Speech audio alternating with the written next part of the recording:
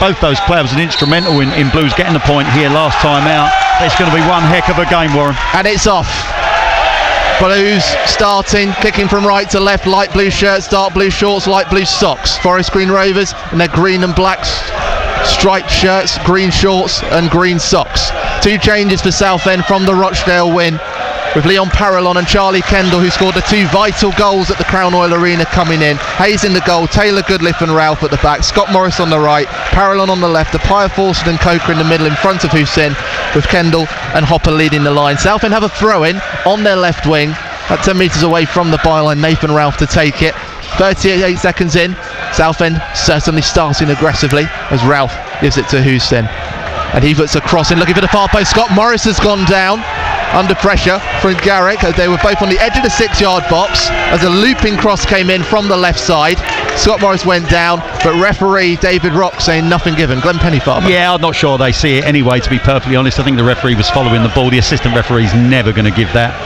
Gus Scott Morris, they were certainly coming together with him and Garrick, but nothing given from the referee. Just as Forest Green Rovers, as we expected, are a 4-5-1 out of possession. In possession, they're a 4-3-3. Quigley's the man, their main man down the middle, with Garrett on the left side and McAllister on the right, with the 3 lads sitting in midfield.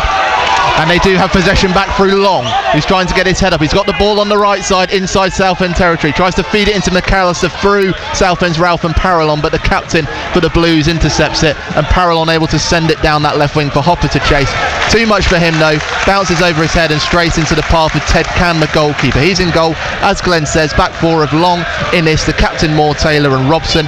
Midfield trio of May, Sercombe and Mann, with McAllister on the right, Garrick on the left and Quigley up top. Quigley, of course, knowing all about winning promotion from the National League, did it with Chesterfield outright in 23-24. Quigley has got away from Goodliff, but it's judged that he's put a hand onto Goodliff as he was on the outside of the penalty area, getting the turn, so the foul goes against Forest Green Rovers.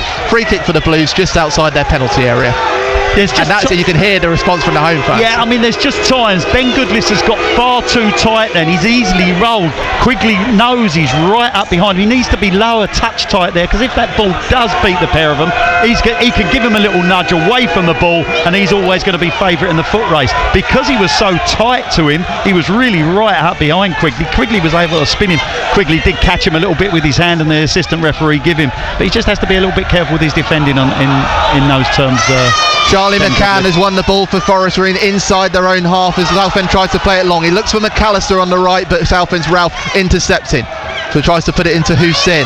Taylor can't get it away from Forest Green as they turn it over in the final third. Sercombe driving on the right side, puts it in looking for the head of Quigley, which he will find, but he can't get the accuracy. It goes over the byline. Goal kick for Southend. First real warning of Forest Green Rovers what they can do, as we were saying before, when they get the ball under control and move at pace. Yeah, I mean, they've started off at a decent tempo, Forest Green. You can see that. Leon Parallon seems to have started a little bit nervous for me. You know, he's had a couple of first touches of just got away from him, and he's just got to get his composure out there this evening. He's only a young man. It's a huge game for him. Again, Harry Taylor that time. Quigley's a big, strong lad. He's adept at holding the ball up and bringing people into play. You've got to treat each ball on its merits. You can't get too tight with him, as Harry Taylor got too tight with him on that occasion, and he was able to turn and bring players into play. Quigley has done it again for Forest Green Rovers. They can't get it moving through Sercombe as Coker intercepts. Leon Parallon coming in, 23 years old. Missed out on the 2021 League One playoff campaign at Oxford United while he was on the books there as a young man. So this is his first playoff campaign of his career. Southend working it back to Hayes as the sun starts to peek out from behind a cloud. It is kept by Southend through Scott Morris. Looks for Kendall on the right, but there's a header from Robson to win it back from the home side. It's looped in towards Quigley. But again, Nathan Ralph is there, but he's left the right side exposed, and there's room for McAllister. He's put in by Sercombe into the penalty area now. McAllister cuts inside, and again, but straight into the path of Parallon, who clears away vitally, but only as far as Sercombe. Spreads it in again to McAllister, but now Noor Hussein intercepted, and Southend can get on the counter. He's got it out to Tom Hopper, who's breaking down this left side. He needs options though. Edge of the penalty area, cuts it across, looking for Kendall. It will drift past him and Robson, but Kendall is there first into the right corner. 5 minutes in, no goals, but maybe there'll be one soon. soon. Scott Morris whipping it in, leads by Hopper, and it goes behind Coker, who was behind him in the penalty area. Whips across all of them, throw in for Forest Green. Forest Green showed what they can do going forward, but Southend did just then. Yeah, wrong decision though from Nathan Ralph. He doesn't need to come inside and try and win a header that's up against Joe Quigley. That's the centre half's job, because what he's done, he's lost the header, and suddenly there's a great big space down the right hand side for Forest Green, Blues left hand side, and I think Mark Bentley's just saying that to Nathan. You don't need to come out the hole and try and win that header. But the counter attack was on. Hopper showed in a clean pair of heels down this left hand side, drilled it across, and it come back in from the opposite side from Gus Scott Morris, but unfortunately no Blues player was able to benefit from that, but certainly started at a frenetic pace. Frenetic indeed. Took it right out of my mouth, Glenn Pennyfather. Frenetic first 5 minutes for Forest Green and Southend. But Morris again looks for Kendall with a loop ball down that right, but Robson intercepts for Forest Green to win it inside their own third. Innes gets his head up, the former Southend man, scored the first goal back here in March. Free kick set piece, got his head onto it. Foul, offside. Goes up, it was a looping ball again, they're aiming it towards Quigley, as they would do with Harry Cardwell, and he climbs up for it, but he's just the wrong side of Ben Goodliff, so a restart for Southend inside their half. Blues just need to know that ball that was played forward just a few seconds ago by Gus Scott Morris into the channel. Kendall's made the run, the centre half stretching for it. All three of that Blues midfield players are coming short to try and get the ball off Gus Scott Morris, so consequently as soon as the ball goes forward and it's a sloppy header out of defence, they're never favourite to get the second phase. They've got to make sure if that ball's going forward, they're already on their bike, they've got to go and pick up the next phase of play. Southend bringing it to ground. Now Goodliff to Ralph, who's on the halfway line, able to turn round McAllister and find a Pia Forson. Has Scott Morris on his right, he will be found. Here's Southend on the charge, crosses whipped in looking for Hopper, but it loops over his head, and Ted Can, the lonely goalkeeper from West Bromwich Albion, gobbles that one up. Yeah, easy, wasn't it? Food and drink for the goalkeeper. Able to see the cross, it was a nice loopy cross in from Gus Scott Morris to the goalkeeper for a bit of catching practice. Shadows getting long, top of the hills of the Cotswolds, the sun has just peeked out behind the clouds again. Ralph able to win the goalkeeper back. We talked about distribution from the defence by Forest Green, but Hopper can't make anything of it as Long picks his pocket for the home side. McAllister able to turn and put the ball towards the centre spot, onto the feet of Scott Morris. Southend take it back. Here's Goodliff. Wanted Hopper to make the run, but he knew he was in an offside position, so that will bubble over the byline. There'll be a goal kick. As we're saying, Glenn, if Southend get that intensity up, match it, but they can threaten that Forest Green line. Yeah, I think it's, when you're coming out into a game like this, Forest Green have obviously been chomped a bit. We know they haven't played for 16 games. They're always going to start fast, and they've done just that.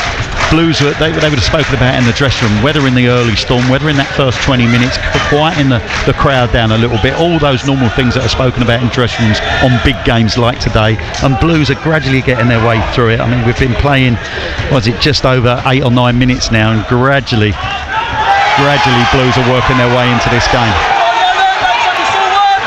Assistant referee Sam Wesson getting an earful from the Forest Green fans around us, because they think that Nathan Ralph, as he put the ball out on the wing just in front of us, put his hand in the face of McAllister. But referee David Rock saying nothing given as that one. Well, we heard boos for Southend players before when we came here, Glenn. I expect we'll see the same. Oh, Harry Taylor wasn't expecting that throw-in, but no pressure on him.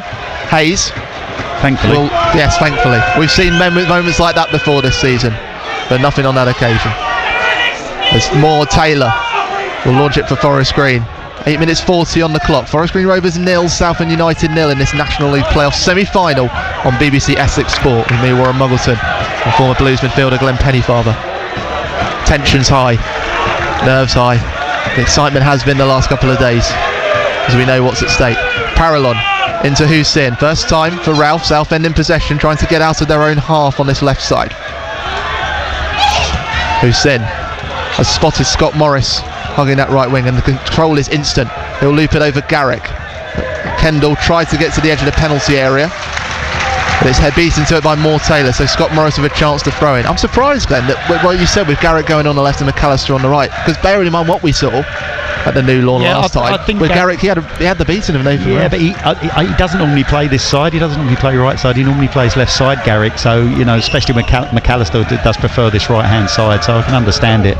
But what a super crossfield ball that was. This is a nice exchange, and there's room for Parallon with the cross. It goes all the way across the penalty area from the left side. Coker can't keep it in. It'll be a goal kick.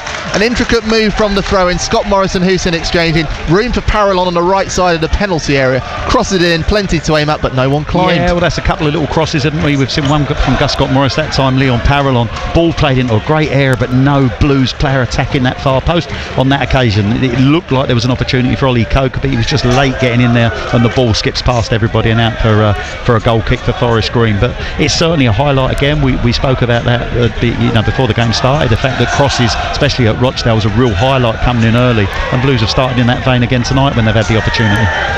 Quite the challenge coming to the New Lawn. Only one loss in 23 for the Green Army. Only 17 goals conceded. Their last loss back in mid-April against Gateshead. But McAllister has it for Forest Green, right side of the penalty area. Looking for the head of Garrick, who drifted into the middle of the penalty area. Taylor has to put it over the byline. First corner kick for the Green Army. Yeah, but it's happened again, Warren. Nathan Ralph should not be trying to come inside and win headers off of Joe Quigley. That's Ben Goodliff's job, not Nathan Ralph's job.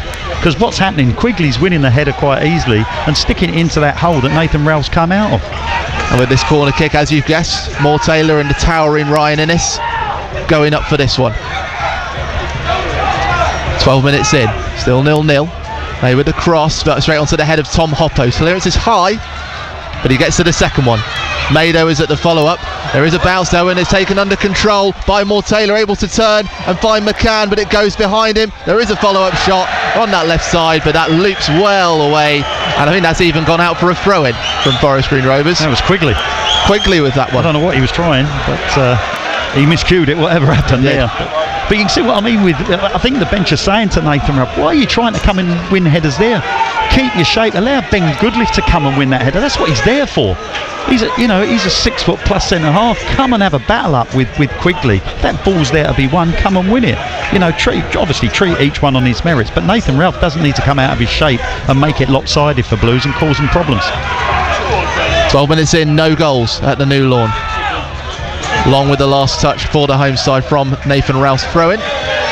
Parallon leaves it, and it's decided Nathan Ralph will take this one. Just calling for calmness. Just been a bit of a rush couple of minutes, that one, for the Blues. And those fans in that West Stand just getting a bit nervous. Yeah, the game will gradually settle down. We know that. There is always harem scarum. This is such a huge prize.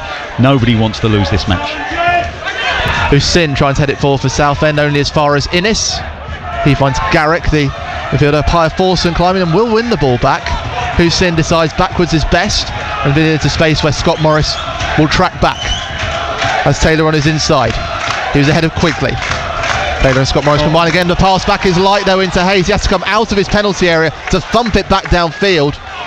That was nervy for Southend again. Yeah, that's the one. See, Blues are nowhere near that ball. As soon as that ball goes forward, midfield players, whether it's Ollie Coker with his Keenan Napaya Forson, you've got to be sprinting to try and get on that second ball. And at the moment, any headers won by the centre halves of Forest Green are being gobbled up by the midfield of Forest Green. They tried to move it quickly, but Hussein takes it off and May, and now a Pia Forson striding away for Southend. Parallon making a run to his left as Pia Forson stretches out that way. They have to track back under the pressure of McAllister. Good drive though by the midfielder, who was so impressive at Rochdale. Southend still in possession through Hussein on the halfway line on this left side. No goals between the Green Army and the Blues here on BBC Essex. Hussein's found Coker left side of the penalty area, and the shape of Forest Green has forced Southend back into their own half again, but Ralph wants to try and create some space. Parallon, he might take on Long now, gets it through his legs, and they'll tussle to get to it as well. Long has to work to get it out. Mayer thinks there's been a pull on the shirt as he points towards the assistant, but nothing given. But it is good work by Southend. They pushed it forwards and backwards and have got themselves a throw in. Yeah, it would have done Leon Parallon the world of good. He started the game a little bit sluggishly, to be perfectly honest, but that time he got good possession. He went one-on-one with his full-back. Give him a little nutmeg, didn't he, and tried to go round the other side. Eventually gets the throw in, but that would have done him a power of good as he settles into the game. Southend still with possession from their own throw-in. They're looking to stretch this Forest Green Rovers side. Hussein high into Parallon, but Long for the home side getting the header to intercept, and McAllister with a high ball aimed towards Quigley. It'll bounce once and Quigley gets there, but only to a Pia Forson of the Blues. There's them bits again, stretch the game, struggling for his header long right back. There is space now for Coker. Now Southend into the final third. He's pushed it out to Parallon, left side of the penalty area. Checks back, but it comes off long, and it will be a corner kick for Southend. Let's see what they can do with this, Glenn. Left side. I thought Ollie Coker might have used Leon Parallon as a decoy, let him run on the outside. He's taken away, he's vacated the fullback, he's vacated the centre of his penalty area. He could have ducked in on his right foot and maybe got a strike away, but Blues nonetheless still got this corner. Good work from Parallon. First corner of the game. They haven't had a shot on goal. No one's had a shot on goal yet today. This will be left-sided corner kick. So right-footed from Coker. It will swing towards the goal. 5 to aim at inside. Goes near post. Headed away by May. Cleared away with gusto, but only as far as Hussein of Southend. Blues back on the attack. Coker threads it to Parallon again, who's taking on May and gets away from him. Now into the penalty area. A long way in. It might fall to Scott Morris, who's puts it across, and there's a header at the far post, but it's missed by Tom Hopper. I think it came at him right on his head. Scott Morris left side crosses it. It was Ben Goodliff, I should say, wasn't expecting it. Belly flops onto the ground, ball goes over the byline, goal kick. Yeah, half an opportunity, as you say. I think Ben Goodliff see it really late. He's turned sharply, hasn't he? Gus Scott Morris, the ball broke to him in the penalty area, left hand side as we're looking, and he just spun on it right foot. I think he was trying to bend it in that far post, just going wide the post. Ben Goodliff has launched himself out of the cannon, and unfortunately just slightly too late, and it glances off his head out for a goal kick. First 15 minutes played. 0-0, still as frenetic as those first 5. But Southend with possession. Pia Forson trying to turn, but he's closed down, and ball is loose, and Scott Morris able to break for Southend down this right, and thread into Coker. Room for the cross, he might find Hopper with this, touches it back to a Pia Forson off the upright, and it would play back into Parallon, who heads it back into the penalty area. A Pia Forson was bearing down on goal, and excellent move, might still be alive here for Southend. Coker into the path of Kendall, outside of the penalty area, right side, will shoot, takes a block off Moore Taylor, and Moore Kendall urges those Southend fans to get cheering, because they've got a second corner kick, and that was a real glance at the Forest Green Rovers goal. It really was. What a strike from Keenan and Pia Forson. Great build-up play down the right. Eventually, because it was a hospital ball that Ben Goodliff gave Keenan and Pia Forson in the middle of the park, he'd done so well to get something on it, and Gus Scott Morris went down the right hand side, balls come in, and I think was it Hopper had just set back Keenan and Pia Forson. What a strike off the crossbar, and out again for the corner. Corner kick from the right side, it will swing away from the goal. 5 to aim at in the middle, and towards the edge of the 6-yard box. Innes climbing highest, only as far as Hussein, who puts back Goodliff into a dangerous area, but it bounced inside the 6-yard box before Can picks it up, and a relief round of applause for the goalkeeper from the home side. Yeah, I think that's quietened a few down. I mean, they've gone a little bit quiet around us, haven't they, the Forest Green Rovers fans, because Blues have certainly sustained a little bit of pressure for a few minutes, and a wonderful strike by Pia Forson off the crossbar. Too deep, Blues. Yeah, quickly getting his head onto that for Forest Green. Again, the distribution doesn't get them very far, Forest Green. Ralph bumping it back towards the Forest Green goalkeeper. If that ball's bouncing in between your midfield and the centre forward who's taking it down his chest, that's a clue that you're too deep. They need to don't allow, because what Quigley's doing, he's pinning them. They need to get up the pitch a little bit further. He's managed to turn inside Southend's half. He has McCann in the middle of it. Circum's touch is heavy, and Ralph sliding in to win it back. Coker nudging it to a Pia Forson. He wants to get running again, but decides to put it out to the right, where Scott Morris is in front of those Blues fans who are silhouettes as the sun trying to peek its way through the trees. And Glenn has got his hands on his eyes to my right as well. It's getting difficult to see. Fortunately, I've got the sunglasses so I can keep you up to date. Taylor putting it right, and it's Moore Taylor again, has to put it out on that right side. And you can hear a few drums banging now as well. The Southend fans just starting to gain a little bit of confidence. Yeah, nice little ball, wasn't it, Taylor? Just left it in an area. Those sort of balls played in those channels, you're leaving them in an area. If they're under pressure, which Charlie Kendall got it under pressure, they've got to deal with it, and then they've dealt with it by sticking it out for a throw-in, and Blues have got the pressure in the last third. Scott Morris won't go long with this throw-in from the right, only to Parallon. And Scott Morris gets it back on that right wing, bustling against Garrick.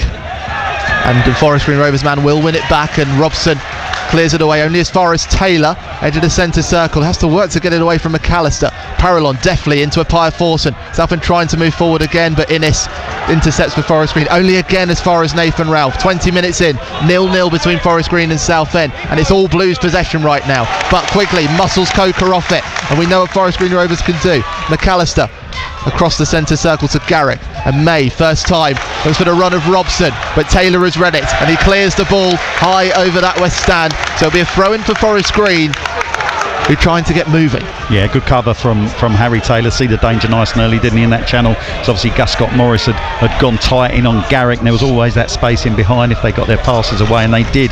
Robson marauded down that left hand side, but super defending by Harry Taylor. Forest Green Rovers side certainly up for this. We said 2 weeks since their last game, but they've had a mini pre-season. No competitive games, but just keeping everybody fit and keeping them sharp. Crosses loops in from the left, looking for Circum. He'll find his head on the penalty spot, but his header is looped well over the crossbar. Goal kick for Southend. Yeah, it's going to have to be some header that to score from there. I mean, it's a ball that's been put into the box, but it's always coming away from the attackers, and they're having to backpedal to try and get something on it. Liam Circum gets his head on it, but just really helps it over the top of the crossbar. But it's certainly a game that's evened out, isn't it? I think Forest Green started the first 10 minutes like a train, didn't they, and looked really, really sharp. It's certainly evened out. Blues clearly having the best chance with Keenan and Pye Forson. The no goals for either team here on BBC Essex Sport.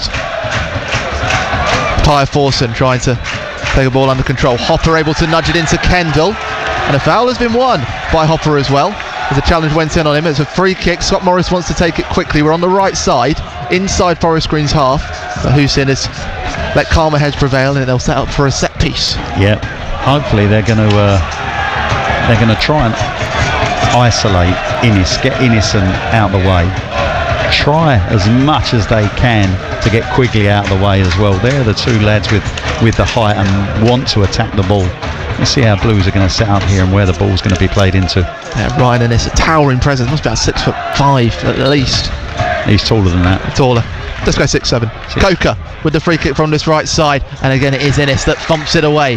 But Pye Forson able to climb, loses the ball in the air, and now Garrick will try to counter for Forest Green Rovers, but Taylor getting his way in, a Pye Forson nipping at his heels, but Garrick's found a way through. There's calls for an offside flag as McAllister got moving, and the linesman puts his flag up, much to the fury of the Forest Green Rovers fans in front of us, but I think that was pretty clear, Glenn. Yeah, it was offside. He was offside by half a yard. Good decision by the assistant referee. He's right in line with us.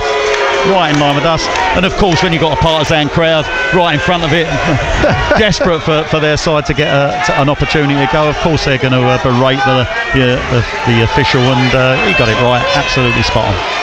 Heart-stopping moments at the new lawn. Ball falls to Forest Green's Robson into Circum, edge of the centre circle inside Southend's half, looking for Quigley, but it goes behind him, and Rafe and Ralph will win it back for Southend. Get your shape back, Ben Goodliff and Harry Taylor. Comes back to Taylor, gets it back from Coker. That's when you're at your most organised, Warren. When you're in possession, both of the centre halves started walking and looking at the ball. I was watching both of them. Looped in again for Quigley, inside Southend's final third, left side of the penalty area. Has McAllister, who has room to turn and shoot, and it will go over the byline. It was fizzing towards that right post, but lacked the accuracy, and it will be another goal kick for Southend, still 0-0. That all comes out of what I was trying to say. So when that Nathan Ralph intercepted that ball, both of the centre halves were in line with each other. They weren't side by side, they was in line with each other. The lad that just struck the shot, McAllister, was out because he hadn't followed Nathan Ralph. Quigley was there, so there was 2 on 2, but they was only marking Quigley, the pair of them. Neither of them had dealt with McAllister. They eventually win the ball back, Forest Green. Although they got half a shape back, McAllister was never really marked properly, and in the end he's the man that works the ball and gets the strike in. So important, even when you're in possession. Organisation is vital. Ball has bounced from Hayes, goal kick. Looks like it will bounce all the way. I know it takes a touch from Moore Taylor. It's the first time he's given something away and put the ball out, and it will be another corner kick for Southend. Third one, the second one from the right. Yeah, looking for a free kick, wasn't he, the centre half? Charlie Kendall was right behind. He was under a bit of pressure. He never had the ball under control. It looked like it come off his shin actually, and went out for a corner for Blues, but tried to con the referee into a free kick. Blues got an opportunity. Coker with it on the right, swinging away from the goal. Edge of the 6-yard box at Ainsford again. Innes climbs, unstoppable it seems, but Pye Forson hooking it back to Coker. Parallon had made a deep run, but he goes back to Hussein. It's a cross into the path of Nathan Ralph. It's a touch off the Southend man in the end. There'll be a throw in next to the corner flag for Forest Green on that left wing. Got to try and keep that ball away. Any balls coming into the penalty area, if you're putting them in Ryan Innes' vicinity, guess what? 99.99 times out of 100 he's going to win that header. You know, he's a foot taller than everybody else. Kevin Mayer and Darren Curry debating what to do next in front of us. But Ralph has possession again. Forest Green looking pinned inside their own final third at the moment, but Ralph goes back. Parallon cuts it into Hussein, gets a bit of a break as Circum got a touch on it for the home side. Hussein spread it out again, looking for Scott Morris, but intercepted by Robson, and now Garrick picks it up. Forest Green on the attack, getting into Southend's half on that left side. Kendall's gone in the back, but he's won the ball off Garrick, and Southend fans are delighted at that one, despite the protestation from the home fans. Scott Morris checking back though, wants Appiah Forson to make the run on the outside, which he will, and he'll make the first time cross. It takes a fizz, but Moore Taylor able to clear it, only as far as Scott Morris checks it back to Hussein. Southend still in possession and pinning Forest Green Rovers back. 25 minutes played. Where on earth has that time gone? Ollie Coker, left side of the field, into Ralph, has Parallon and has spotted him with a looped pass, and goes just to keep it in, and the last touch came off the Forest Green man long, so throw in first time from this left side for Southend. Got to give Charlie Kendall some praise. Brilliant work on the blind side, getting back. Garrick was on the counter attack. The crossfield ball Manor Hussein had cut out. Blues looked under pressure. Great running back by Charlie Kendall to get his tackling. Brilliant. Ralph into Parallon, first time to Hussein, who's outside the penalty area. This is sharp stuff from Southend as they try to pick their way through the Forest Green lock. Ralph into Hussein, the Blues still in possession. Sun sinking lower here in Gloucestershire. Taylor and Goodliff. Home fans frustrated that their team is not on the ball. Ralph into Coker. Southend looking composed here, Glenn. Hussein's on down from McCann, opposite number, on the halfway line. A foul given for the Blues, free kick. Yeah, I mean, they've started to drop a little bit deeper as well. As soon as Blues are in possession, Forest Green drop quite deep. I mean, I'm sure Innes doesn't really want to get into a foot race with anybody, but they're probably about 5-10 metres outside their box when Blues get possession. Decide to take it short. So Hussein, the man who took the free kick, gets it back after an exchange with Ralph and Parallon. That's left for Appiah Forson. That's a good lift. As Ralph on this wing. There's a call from there to put it high for Hopper, and Innes has no option but to head it out, and we go full circle back for a throw in for Southend. Yeah. Well, Innes is no frills, as he's not going to take any chances there, and he deals with the ball, and quite rightly so as a centre half. He's under pressure a little bit from Tom Hopper, but he decides not to have a touch. But those little balls do allow Blues to keep the pressure on in the final third. You can hear the cheers going around the new lawn, and they're mainly Southend at the moment. Ralph, Coker gets it on his chest. Few calls for handball, but nothing given. Circum tries to advance, but again has it muscled off him by Coker. Good lift, square to Taylor, and now Coker edge of the centre circle. Appiah Forson able to turn and accelerate right side of the penalty area, crossing it up far side, but it won't get to Parallon as it bounces over the byline. A few hints of frustration from Curry and Mayer, but they do applaud because they know that the work that Southend are doing right now is getting them closer. Yeah, lovely exchange of passes, but a brilliant piece of individual skill by Keenan Appiah Forson. What a revelation he's been, hasn't he? These last sort of 6 to 10 games have been absolutely fantastic. Realised the fullback was coming in, just checked his shoulder and just rolled him out round that left hand side. Got a great little crossing. You'd expect somebody to be on the end of it. Unfortunately there wasn't for Blues, but individually Keenan Appiah Forson, super approach play. He's brought a lot since he moved from the West Ham United Academy in August. Had to work his way into the team. Man with Europa League experience, we talk about that with Manchester United and Tottenham. And today updates on the BBC Sport website as Southend attack down this left again. Parallon wants to get into the penalty area, which he will. He shapes back and Hopper with the header as he was coming back, and it goes to the right of that right upright. Good positioning from Southend, and again Forest Green kept sitting back and invites Hopper onto those balls. Couldn't quite guide it into the top right corner. goal kick to Forest Green. Again, a real highlight. The ball, Leon Parallon hasn't really done anything. He's just checked back inside on his right foot, bought his half yard, put the ball in. It was a little bit like Circum's header at this end, though. It was slightly behind Tom Hopper. Tom Hopper's having to work backwards to head the ball, just glances it, but wide of that far post.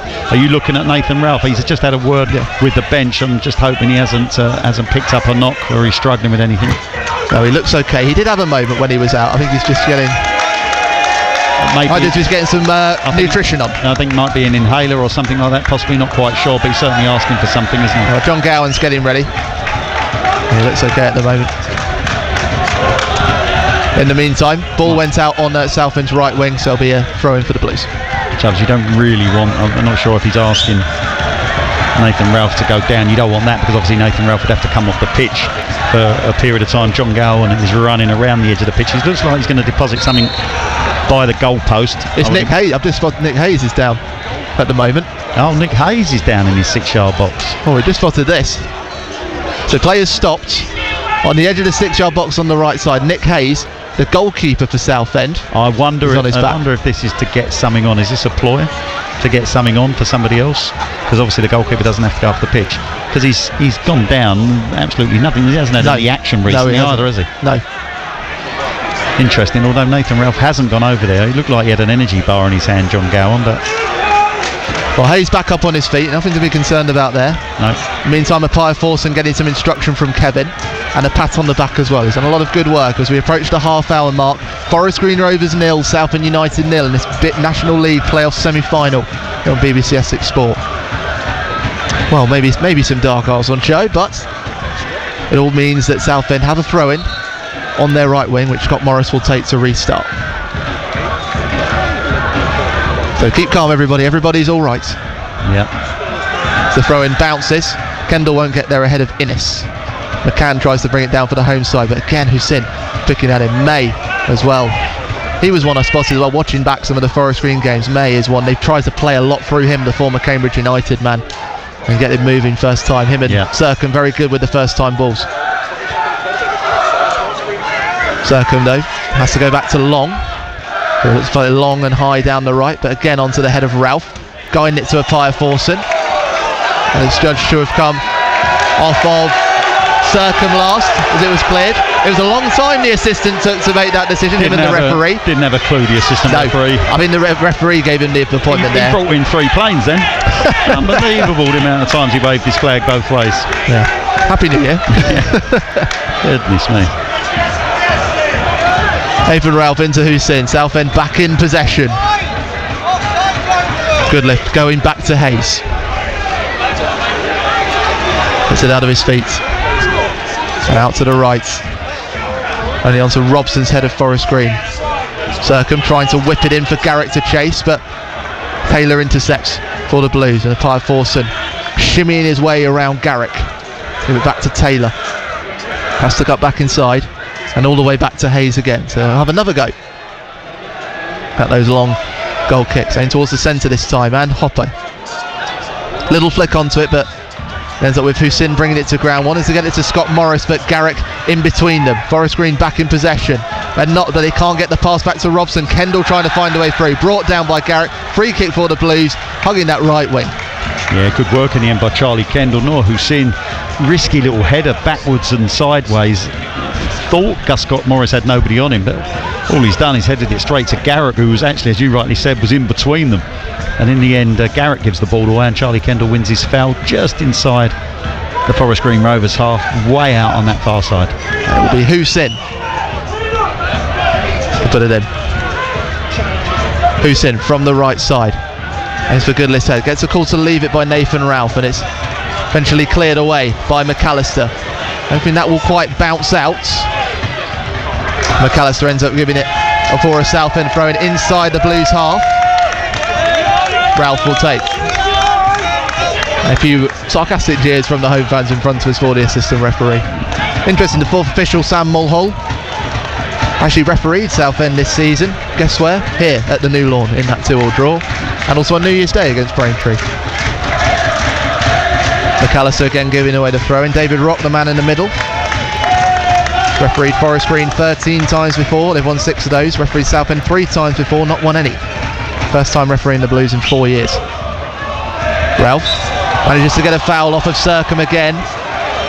An irritation from the home fans as Ralph wins the free kick for the Blues on the left wing, about 20 metres away from the byline. Yeah, the referee, understands the enormity of the game. I think he's refereed it really sensibly so far. There's been one or two challenges that have gone in that we've seen in the past that yellow cards are thrown out right, left and centre about, but the referee's been really calm about going about his business. He's just steadying everybody down. Listen, he's saying to the players, it's a free kick, just get on with the game.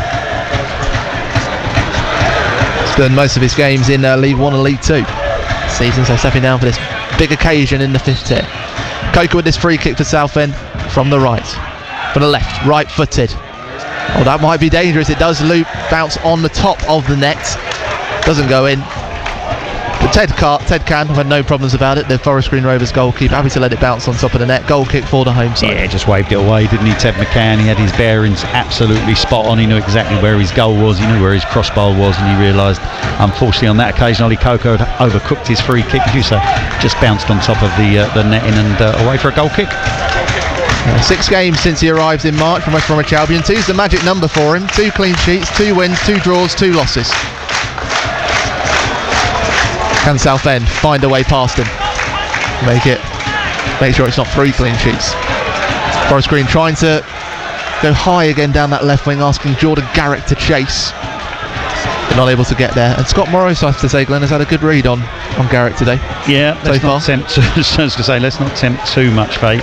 As you were saying that, I'm just writing down on my notes, concentration. It's one of those games where you just can't afford to. I know every game you can't, but however, when it's 0-0 like this, and as I say, the enormity of what rests on this game and the outcome of this game, you can't afford to turn off. Blues at the back have got to be spot on. Quig, they seem to have the measure of Quigley a little bit now. They've actually moved themselves up the pitch a little bit, and Quigley's not so prominent in the game, but the 2 wide players got to make sure they deal with McAllister and Garrick. Ralph getting it out of his feet into Coker. The Blues on the charge again down this left wing. Ralph with the overlapping run, has Parallon in front of him as well. This clever sharp stuff from Southend. Comes back to the Blues captain, makes room for the cross. There's a head at the far post from Hopper, but it just goes over him, and it will bounce out for a Forest Green Rovers throw-in. But again, Darren Curry applauding his team as Kevin Mayer makes some notes. Yeah, it was another early ball, wasn't it? They've worked the ball. They've given themselves. How many times have we seen Blues overplay in wide areas in the past and chop and cut and chop again, and the ball doesn't come in? And by that time, forwards have made 3 or 4 runs, and in the end, they don't bother, and the ball comes in, and it goes away for safety. At least this time, forwards know. Tom Hopper knows. Charlie Kendall knows that as soon as they've got that sight of being able to put the ball in the penalty area, it's going in. Unfortunately, on that occasion, Nathan Ralph's completely overhit the cross, and it goes out for a throw-in on the far side. But nonetheless, Tom Hopper knows he's going to make that run in at the far post, and hopefully the ball will come in there. He's been able to do it a couple of times, got his head onto it about 5 minutes ago, but still the best chance we've seen, about 20 minutes or so, and Keenan Appiah forcing the end of an excellent move, just put on a plate for him by Hopper, rattling the crossbar. Southend win it back again. Ralph has space on this left side again. Looks like it's a good lift though, and he'll go all the way back to Hayes. Yeah, McAllister is drifting in a lot for Forest Green. It just allows Nathan Ralph space, and you were saying, Glenn, how he was coming in before. He's doing that less and less. Yeah, I think the bench would have had a word with him. I think it was glaringly obvious. It wasn't rocket science what I was pointing out, because you don't want your full-back in there and leaving this great big space down the left-hand side. So, I think it's something that should be sorted out on the pitch. That's why, Ben Goodlift, with all of his experience, Harry Taylor, should see that. That's why I mentioned about organisation. It's so important. You've got big voices out there and dragging people where you need them, maybe where you've got the best advantage against your opponents. Southend have won a throw-in. It's on the edge of Forest Green's final third, as Robson wasn't able to keep it in. There's a bit of a mess for them at the back, and Scott Morris will have this throw-in from the right, 20 yards from the byline. This time Robson making amends with the clearance, only as far as Hussein of Southend. Credit to Parallon, juggling to try and keep it in. But Robson getting in again, and Parallon is judged to have given away the foul. He holds his hands up in the air, the home fans clap, and Forest Green get a free kick inside their own half. Yeah, I thought he was kind of smothering the lad. It was very difficult, we're a long way away from it, but it looked like he was smothering the lad, and in the end the referee's given the free kick. Just on them long throws as well from Gus Scott Morris. We've seen 2 or 3 coming, and they've gobbled them up, haven't they, the Forest Green centre halves. They've gobbled them up. Maybe it's time for Gus to maybe fake to throw that long one in and go short and just change the play up a little bit and make them think about what's happening, and then the cross can come in. We've seen them do it. We did it Rochdale with the corner kick. Yes, remember that? Did indeed. Played short and whipped in, but unfortunately Hopper just caught offside. And Scott Morris seems to have given away, I don't know if he's given away a cheap foul there or whether it's going out for a throw-in, but he dragged back Garrick. Really cheap foul. It's actually Quigley dragged back. Doesn't need to do that. Listen, if Quigley's going to win it, let him win it and pick up the next one, because what you don't want to do is give Forest Green Rovers opportunities like this.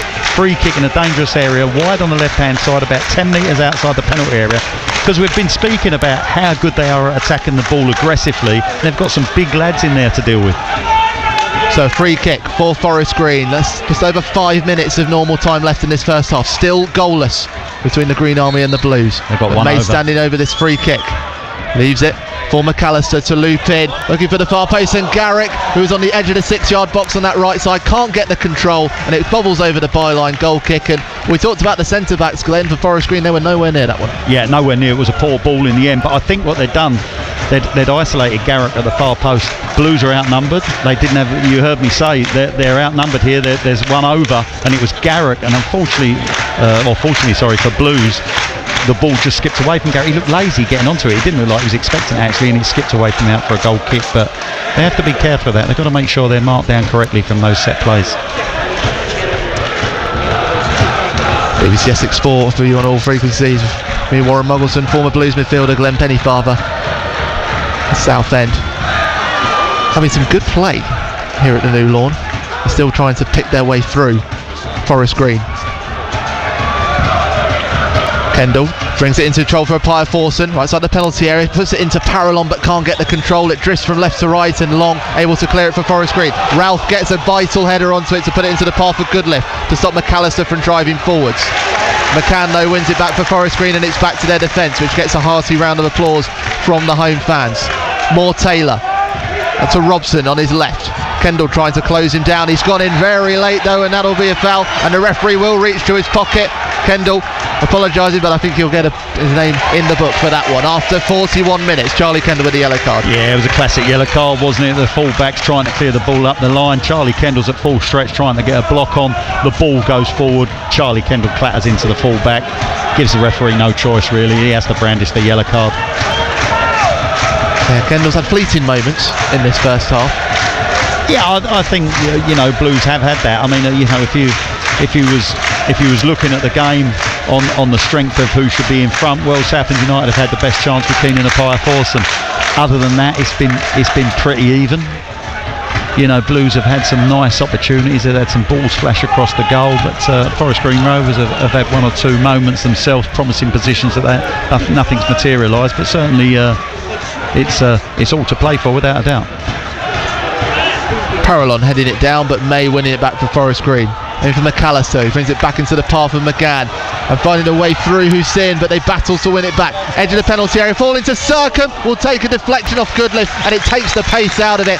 Shot from outside the penalty area, but it will bounce into the path of Hayes.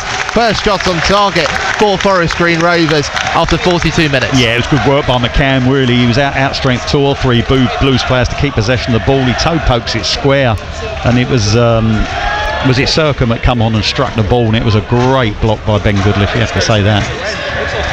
Hayes' goal kick. That is all the way out, and we'll get a response in kind from Ted Cann, wearing purple for Forest Green. Yeah, it's a heck of a kick, wasn't it, from Nick Hayes? We saw it last time, didn't we, with the Rochdale goalkeeper? Yeah. I think we judged that the wind was in his favour. We are on top of a hill here in the Cotswolds, so it's not surprising, but I can barely see the trees moving. They're not kicking downhill though, are they? No. I'm talking about the wind, Glenn. Oh, sorry. Misunderstood. I have a better grasp on physics than that. Quigley back to May for the home side. Less than 2 minutes left of normal time in this first half. No goals at the new lawn. Coker able to take the composure away from May, and Southend get the ball back. Great pressure from Ollie Coker. Great pressure. Ralph and Parallon back flick into Coker down that left wing. Coker will drift back inside, hasn't won the foul off McAllister though, and Forest Green on the attack into Southend's half, out to Quigley who's on this right side, taking on Goodliff, now into the penalty area, couple of steps over, checks in, looks for May who's outside the penalty area, has to push back against the Pia Forson, and the threaded ball into Long is inaccurate, and Parallon will ensure that comes out as it comes off of Long. I have to say Southend, May got that wrong, but that was down to a lot of pressure from Southend as well in that final third, tracking back. Yeah, I mean, it looked like a foul. Kevin Mayer's talking to the fourth official now. It looked like Ollie Coker got fouled, but he put the early pressure on. Then Blues lost possession, and unfortunately Quigley running at Ben Goodliff. Ben Goodliff back right off into his penalty area. I thought he was just going to set it for May to strike, but May decided to check, and then does Blues a real big favour by playing a sloppy pass and give the ball away. Forest Green just suddenly having a bit of momentum at the end of this first half. McGann has spread it into Quigley, and a free kick has been given for Forest Green Rovers, edge of the Southend penalty area. Hussein had gone in late on his opposite number after McGann had threaded it into the penalty area on that right side for Quigley. Forest Green fans think they should have let play on because Quigley was putting the cross in, but referee Dan David Rock says free kick to the Green Army. Yeah, just impatient, wasn't he? Noor Hussein didn't really need to make the challenge. Again, you know, if he's in good possession and you can't get to it, just get yourself goal side and defend your goal. Unfortunately, Noor's stretched from the side and slightly behind, and the ball's got played off by McCann into Quigley, and he's made the challenge, and he give the referee that option of giving him the free kick. It's a real dangerous position, probably 2 metres outside the 18-yard box to the right hand side. It's a great position for a left footer. We're at 1 minute of additional time to play in this first half. 0-0 between Forest Green and Southend, but this looks like it could be a pivotal moment in this National League semi-final. Three around the ball. McAllister looks like he fancies it. McCann and May all stood around the ball. Well, if May was going to put it, I'd expect him to put it on the head of one of the defenders, but they are standing next to the 4-man wall. Well, you've got the two big lads, haven't you? You've got Quigley and Innes, both stood slightly to the left-hand side as we look of Southend United's 4-man wall. So he suggests they'll create a pocket. Innes has now stepped away, as has Quigley. And it'll be McCann trying to whip it into that near post. Quigley with another follow-up shot from his free kick, McCann, I should say, but can't find a way through the blue wall. Cross is followed in though by Goodliff, who clears it away. And now half-time whistle is blown and we can breathe. We started off with tension in the air around Gloucestershire ahead of this National League playoff semi-final, but Southend have played some brilliant football at times, created some great chances for themselves, the best one coming after 20 minutes. Keenan and Pia Forson rattling the crossbar. That's how close Southend have come. Hopper's had his chance as well, and just then we saw Charlie McGann threatening the bottom right corner, but couldn't find a way past the wall. You feel that Southend, the left Forest Green Rovers, feeling irritated by their performance in that first half, but the Blues can take a lot. They've come to a very difficult place, Forest Green, and at half time there's no goals between them. Glenn Pennyfather, a lot the Blues can take from that. Yeah, just credit to the wall at the end there, because sometimes you see walls turn themselves sideways and protect themselves, but the wall stood up strong. It hit them twice and they did the job that they was meant to do, so that was excellent from Southend United on the defensive aspect. Clearly it's a game of enormity, we know that. Blues have really equipped themselves in very, very well in that first half, and I think they've grew into the game. I thought the first 10 minutes Forest Green came out like a train and looked like they hadn't had a game for a while. They was chomping at the bit, but the game gradually settled down and Blues have given as good as they've got. They've clearly had the best chance in Keenan and Pia Forson. What a strike. For me, he's been the standout player in the game again, Pia Forson, because he's got such a low centre of gravity and he turns so quickly. He's had a lot of good moments for Blues. Crosses coming in for Blues. I'm sure Kevin will be talking about the fact that they need to get players in the box in the right areas when those crosses are coming in. It's clearly something they've been working on. If those balls are coming in early, you've got to fill the areas. You've got to make sure you've got your players on the end of things. But you know, for most of the game, that first half, they've dealt with those front three. But as I said, it's all about concentration. They can't afford to drop deep like they were first 20 minutes, because they'll just drop things into Quigley, and Quigley will pin you all day long and bring players back into play. Nathan Ralph has now sorted his positional play out much better. Gus Scott Morris has got to be disciplined in his play, doesn't want to get caught up in a fight scene with Garrick, but they've dealt with the front three very well so far. But Warren, I tell you what, there's a lot of football still to be played in this second half. A lot to come. Glenn Pennyfather, thank you. Victoria Polly waiting to to hear from you in the studio. You can text 81333 or you can WhatsApp 08000 321 333. Start with the word Essex. Well, BBC Essex. Ben Fryer. Every weekday afternoon at 1, we go back in time and revisit the music and events of 2 mystery years. But do you remember when the final episode of Crossroads was shown on ITV?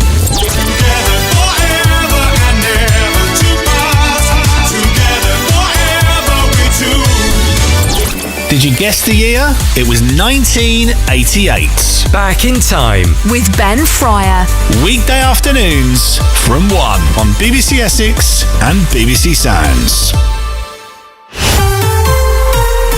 BBC Essex Sport. 0-0 at the break then between Forest Green Rovers and Southend United in the National League playoff semi-final. Blues have gone close, rattling the crossbar. I bet Roots Hall was excited when that happened, Henry Godfrey Evans. Yes, well, Victoria, it was the biggest cheer of the game so far, but I think it's been quite a controlled affair, as I'm sure Warren will agree. There was a few smatterings of applause other than that when Kevin Mayer was on screen. Obviously the fans here appreciate what he's done, and in terms of the general optimism, I think when Napier Forson's on the ball, there's some general excitement other than when he hit the crossbar, but no frenzy yet at Roots Hall. I'm hoping there is some to come. Thank you very much, Henry Godfrey Evans, live for us at Roots Hall this evening, where there's 3 big screens for fans in South Essex to watch. Evening to Stuart, who's been in touch on the text 81333. If you want to do the same, start your message with the word Essex. Says, not too much to say, just that I would have loved to have gone. Unfortunately, a Wednesday night for my 6-year-old Leo, who loves Southend, is a bit too far. He's through and through a Blues fan. Come on, Southend, let's get to Wembley. Thanks as always for the brilliant commentary. 08000 321 333. If you want to get in touch with your WhatsApps, make sure you start your message with the word Essex. England are 51 for 1. England women, this is in the cricket, in reply to West Indies 146 in their 20 overs. This is a T20 international, the first one under head coach Charlotte Edwards and new captain Nat Sciver-Brunt. The series is coming to Chelmsford on Bank Holiday Monday, but England women need 96 runs from the 14 overs they have left of their innings to win. So we'll keep our eyes on that one, and we will be keeping our eyes on Trent Bridge tomorrow when Essex bowler Sam Cook will make his England Test debut. That's in the one-off Test match against Zimbabwe, and it's been a long overdue call-up, we say here at BBC Essex, for Sam Cook, and he's been speaking to the BBC about how he's feeling ahead of that debut. Yeah, very exciting. Obviously, first taste of the build-up to a game like this, but yeah, it's been very enjoyable. The training's been fantastic, and yeah, just really excited for the week ahead. You say it's your first build-up to a game like this, and it's been an extended build-up. The squad have been together for a little while. How's it been for the past week, getting around the squad for the first time?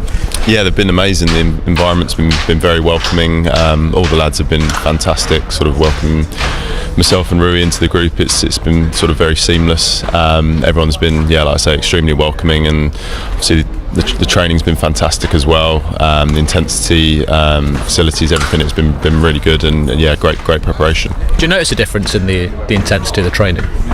Yeah, definitely. I mean, I think obviously the calibre of cricketers who are out there in training, you've got some of the best players in the world and best players to have played the game out there. So yeah, I think there's definitely a noticeable difference, and really sort of fortunate to be exposed to that and test your skills against it. What's been said to you about what might be expected of you, or the job that you might be asked to do? I think it's just trust what I do well, and sort of keep doing what my skills are, and not go away from that. That's kind of been the message from the guys. So yeah, trust in what I do, and stay true to sort of my skill set. So if anyone hasn't seen you bowl, what do you do? What are your skills? I think I'd try and nip a few in and nip a few away, bit of swing, and just try and make the bat play as much as possible, be aggressive with that new ball, and try and take wickets. So I think in a nutshell that would sort of be my summary of myself, I'd say. And things like being accurate, holding length, do you see that as your key skills as well? Yeah, definitely, I think so. I mean, as a bowler, you're always trying to take wickets for as few runs as possible, I think, without sort of overcomplicating it too much. So yeah, I try and tie batters down for as long as possible, but for me it's all about trying to create wickets, trying to keep as many dismissals in play for as long as possible, and that's kind of the sort of cornerstone of my bowling, how I go about it. And yeah, part of that is obviously trying to keep it tight and be sort of relentless, and yeah, I'd say that's it's been a big part of what I do over the last few years. Any cricketer obviously progresses up the levels as they move through the game, and now you're progressing to the highest level. From your point of view of going up from club cricket through university and pathways and county cricket and all those different things, how easy is it to transfer those skills up the levels?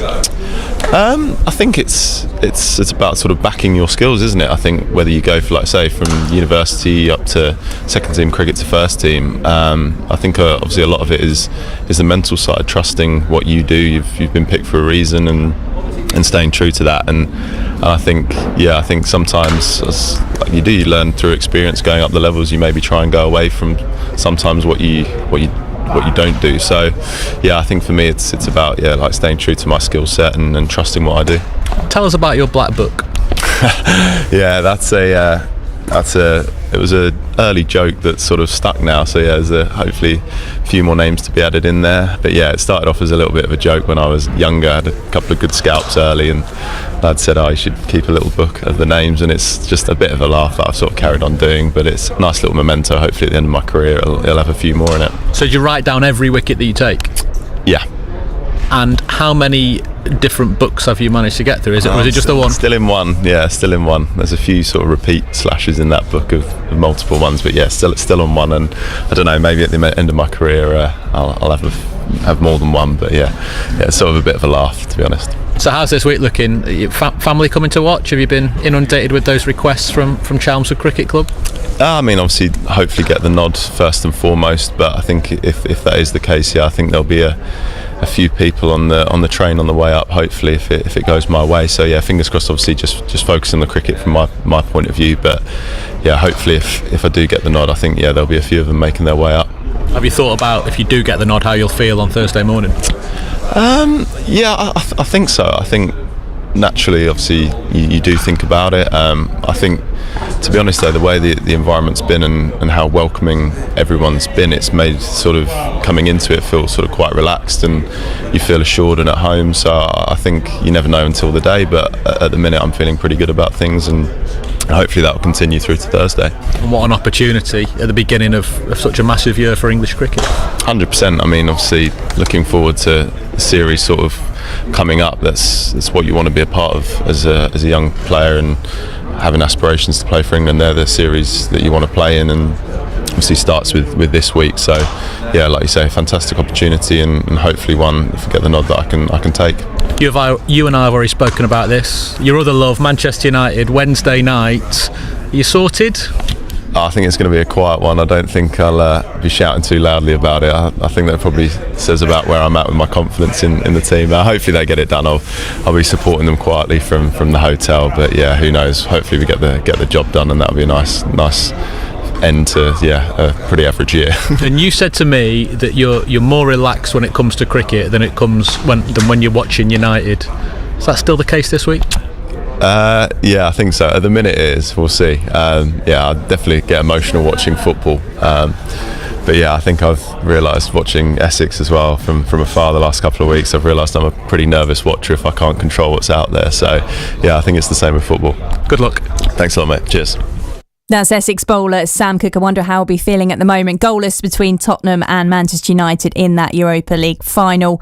And he's saying there he gets more nervous about the football than the cricket. So that one approaching half-time. Goalless. It's goalless in our featured game for you here on BBC Essex Sport. And just again, a big good luck and go well to Sam Cook, making his England Test debut tomorrow against Zimbabwe at Trent Bridge. If you missed the interview with his first coach on Around the Wicket earlier here on BBC Essex, you can listen back on BBC Sounds.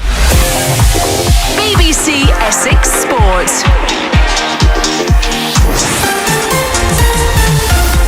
Good evening to you from Victoria Polly on BBC Essex Sport, where at half-time in the National League playoff semi-final, Southend United are goalless. Blues back on the attack. Coker threads it to Parallon again, who's taking on May and gets away from him. Now into the penalty area, a long way in. It might fall to Scott Morris, who's puts it across, and there's a header at the far post, but it's missed by Tom Hopper. Coker, room for the cross. He might find Hopper with this, touching it back to Pye Forson off the upright. And it will play back into Parallon, who heads it back into the penalty area. Pye Forson was bearing down on goal then. Excellent move. Coker into the path of Kendall, outside of the penalty area, right side. Will shoot, takes the block off Moore Taylor. Into McAllister, who brings it back into the path of McGann. And finding a way through Hussein, but they battle to win it back. Edge of the penalty area, falling to Circum. Will take a deflection off Goodliff, and it takes the pace out of it. Shot from outside the penalty area, but it will bounce into the path of Hayes. First shot on target for Forest Green Rovers. Can Southend United find their breakthrough in the second half, or could we be in for a long evening here on BBC Essex Sport? Spurs have found their breakthrough in the first half. Brennan Johnson has put them 1-0 up against Manchester United in the Europa League final. And England women are 62 for 2, chasing West Indies 1-4-6. So they need 85 runs to win that T20 International Series. Keeping you up to date with everything that's going on in the world of sport. But here on BBC Essex Sport, it's a big 45 minutes coming up for Southend United. BBC Essex Sport. Thank you very much, Victoria. Welcome back to the new lawn. Well, Spurs fans may be bouncing in Bilbao, but we're still goalless in Gloucestershire. No goals in this National League playoff semi-final. Tense as we expected. Glances at goal from both sides. The best one, as mentioned, for Keenan and Pye Forson. Players for Southend have made their way out onto the field. Kevin Mayer and Darren Curry in deep discussion as they make their way towards the technical area. Former Southend United midfielder Glenn Pennyfather alongside me. What have they been saying at the break? I think they would have been going on, I know we say it a lot, more of the same. You know, but you've got to take those chances. They did have, we've been speaking during the half-time period, you know, they had that period of pressure blues, didn't they, when we see the Tom Hopper header just go wide, Ben Goodliff stretching for the header after the Gus Scott Morris snapshot, and of course Keenan and Pye Forson when he rattled the crossbar. Blues have also had 2 or 3 other crosses that have flashed across the goal with nobody getting on the end of things. So certainly Blues have created the better opportunities and the more promising positions. I think Forest Green were at their most dangerous in that first 10 minutes. Now, whether it's going to have any effect, that 16-day break of inactivity they've had in their legs remains to be seen, because sometimes, you know, you lose that match sharpness, Warren, but Blues have got to take advantage of that. At the moment, the game is balanced on a knife edge. It really is. Could it be down to a set play? Could it be down to a little bit of quality? Could it be down to a mistake being made by one of the players? Let's hope it's not a Blues player. Let's hope the Blues players find that quality. Tight margins, balancing on a wire, a knife edge, whatever your term is. That's where we are here on BBC Essex Sport, here at the new lawn. Forest Green Rovers out, no changes for either side at half-time. The home side will get us started in their green and black striped shirts, green shorts and green socks, playing right to left. Southend in their light blue shirts, dark blue shorts and light blue socks, playing from left to right. There'll be Liam Circum to get us started. He knows all about winning the playoffs in the 50. He did it in 2008 with Exeter City. He lost on the way to Wembley, lost consecutive Football League Trophy Cup finals with Oxford United. You've seen the highs and lows. Oh, and there's a little extra applause as Ryan Ennis is the last man to make his way out. Have it confirmed, 6'6" he stands, and he makes his way up. As I mentioned, no changes for the Blues. Another 45 minutes to come after a goalless opening stage in this National League playoff semi-final. Referee David Rock making sure everybody's in position, assisted by Sam Weston, Kieran Forrest, and fourth official Sam Mulhall. And off we go for the second half. May gets his head up straight away for Forest Green, wants to get it to Quigley, who's hugging that left wing, but Scott Morris puts him off and ensures that the Blues get a throw in, and then we expect Forest Green to start as quickly as they did in that first half.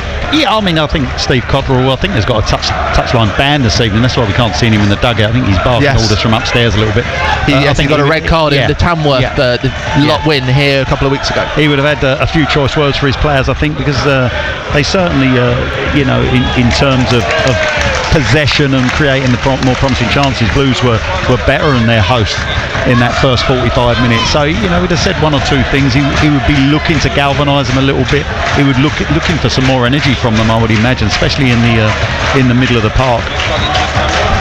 So goal kick to come. Scott Morris had tried to thread the ball down the right for Tom Hopper to chase, but Moore Taylor ensured he couldn't get near it, bowled over the byline. So the goal kick, which will take, finds the head of Quigley.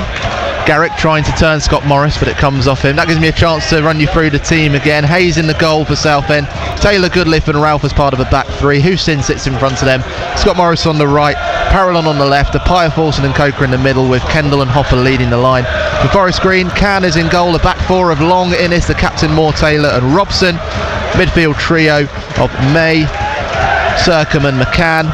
McAllister on the right, Garrick on the left, Joe Quigley leading the line. Of course, mention Harry Cardwell, the former Southend man, is on the bench. Actually, he was the one who made way following the 1-1 draw against Hartlepool 2 weeks ago. Quigley has it taken away from him, but McAllister following up for Forest Green. We're inside Southend's final third, but Garrick can't get further thanks to Scott Morris.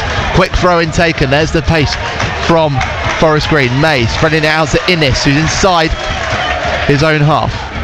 King and Apaya Forson just got a whack there, just hobbled away from that last challenge. Hopefully he's going to be all right. But just watching Charlie Kendall as he charged into his first challenge, thankfully he just pulled out the last minute. You just got to be a little bit careful. You're always walking that tightrope, aren't you, when you've had a yellow card and you do play like Charlie Kendall plays, on the edge, especially with those sort of challenges. Kendall picking up that yellow card for a tackle on Robson 3 minutes before the end of the first half. Another throw in. Now, are they going to mix it up, Warren? Is Gus Scott Morris going to go short, or is he going to go throw another long one in that so far Forest Green Rovers have gobbled up at the back? We've seen it work. That's what they did for the first goal against Rochdale last Thursday. Nathan Ralph in the right place in the penalty area. I think they look aware of that. Look, Garrick's position he's taken up. It's a no man's land position. He's not threatening the throw, but also he's there. He's close enough to threaten Gus Scott Morris if they go short. Scott Morris will go long. Hopper does climb, Kendall gets a touch on it, but his back was to goal and he's not able to threaten the goal, and Robson clearing away, only as far as Taylor for Southend, puts it towards Goodliff, he'll head it forward, Kendall able to touch it inside the penalty area but too heavy, and cleared away by Moore Taylor, but Hussein gets it back to Ralph. Southend back again in possession, and now Long, and it's a bit of pinball between the two teams, and eventually brought down by Sercombe. Will spread it out to the left. And now Garrick can chase. He's got a long busting run from Robson in front of him. Garrick is pushing it forward, but Taylor has read that one all the way to the byline, and he'll read it and push it out, and it will be a goal kick for Southend. It could have been a dangerous moment, but again, Taylor with the peripheral vision. Yeah, absolutely, and that's part of Harry Taylor's excellence at the back, that he reads the game extremely well. He sees that danger and he fills those holes. Gus Scott Morris, first time Jordan Garrick has really had an opportunity one-on-one with a head of steam running at Gus Scott Morris, but Gus Scott Morris timed his challenge perfectly. Although he didn't win the ball cleanly, he's cannoned it off of Garrick, and Taylor was able to come across, deal with the ball and allow it to run out harmlessly for a goal kick. Goal kick finds the head of Hopper.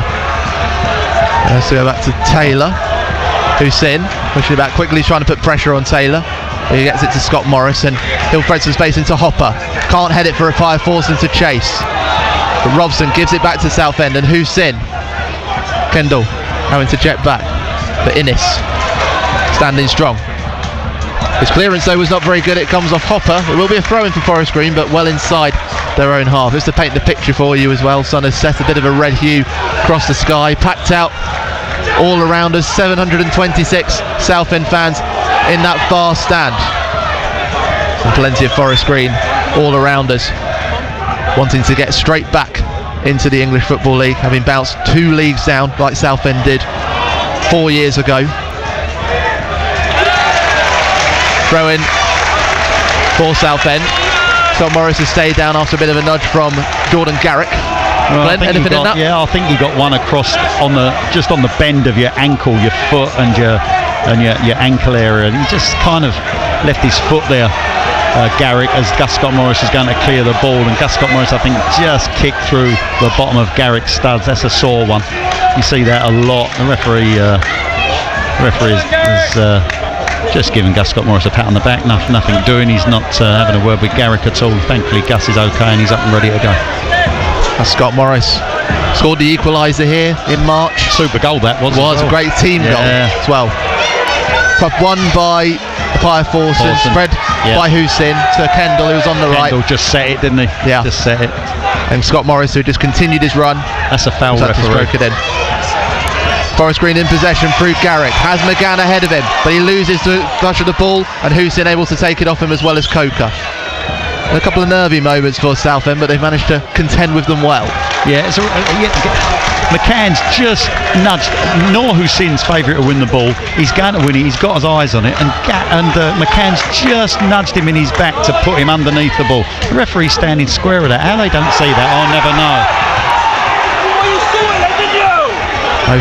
The Forest Green fans calling or something. Taylor looking towards some of the fans. What's he saying there, Glenn? Well, his shirt's completely ripped down his side, Harry Taylor. Once he turns around, you'll be able to see it. Him and Quigley just got into a fight scene. It was a ball that was going over both of them. Quigley wanted to roll him. Quigley likes to feel the player. He likes that fight scene. He just wants to hold on to Harry Taylor and turn him. He had hold of Harry Taylor's shirt. His shirt is ripped down the left side. It's like a loose sail in the wind at the moment. From top to bottom, they'll need to get him a new shirt. You don't see that very often. Meanwhile, Forest Green in possession through Circum, but can't get out of their own final third at the moment. May, back to his captain, Moore Taylor. Now Robson, lifting it forward to McCann, but again, Hussein has been sticking right next to him. And it's intercepted by Pier Forson. He's brought down by McCann inside Forest Green's half. It'll be a free kick for the Blues. Mayer wants something more for it. Yeah, good work initially by... Yeah, but referee, you're allowing him to stand in front of the ball time and time again, referee. Scott Morris is entitled to try and play the ball early. Garrett's just stood in front of the ball. He does it every single time. Referee, you've got to get him out of the way then. But coming back to Noor Hussein, great work from him initially. Then Keenan and Pier Forson. That low balance point again just allows him to turn on a sixpence. McCann couldn't deal with him. Brings him down and another free kick. Super individual play again by Keenan and Pier Forson. So a free kick. Referee's fault that is, Warren. Referee's fault. And I know Gus Scott Morris what he's trying to do. He's playing the ball against Garrick because Garrick stood in front of him. It's not once though. It's every single time they go to play a ball forward early. Will be a free kick we play by Coker. Has Goodliff and Ralph and Hopper to aim at as he goes from right to left. Goodliff is climbing forward with the header. Yes! Southend United lead in the semi-final. Ben Goodliff continuing that player of the month form from April. A looping header, and all the Forest Green Rovers could do with games with their jaws open as Goodliff guided it into the bottom right corner, and Southend fans stunned into delirium on that far side because they lead in the semi-final. Forest Green Rovers 1, Southend United 0. What a header, Ben Goodliff. It was one of those balls. Ollie Coker's put it into an area which we've seen Ryan Innes come and go, thank you very much, time and time again, and just smashed the ball away with his head. This time he was nowhere near it, and it is a wonderful header by Ben Goodliff, stretching all of his neck muscles. He's headed it back across goals, over the top of the hand of McCann, and into that far corner to give Blues the lead. What a wonderful header from Ben Goodliff. Forest Green Rovers fans flabbergasted. Good, Tom Hopper, clever, walking back through the middle of the centre circle, give Blues the time to refocus, reset themselves. Excellent from now. Harry Taylor's got to change his shirt, he's off, but Tom Hopper, clever. That's experience for you, Warren. Give your time to get back in their shape, settle down. You get back too quickly and the game's off again. But Tom Hopper's done that brilliantly.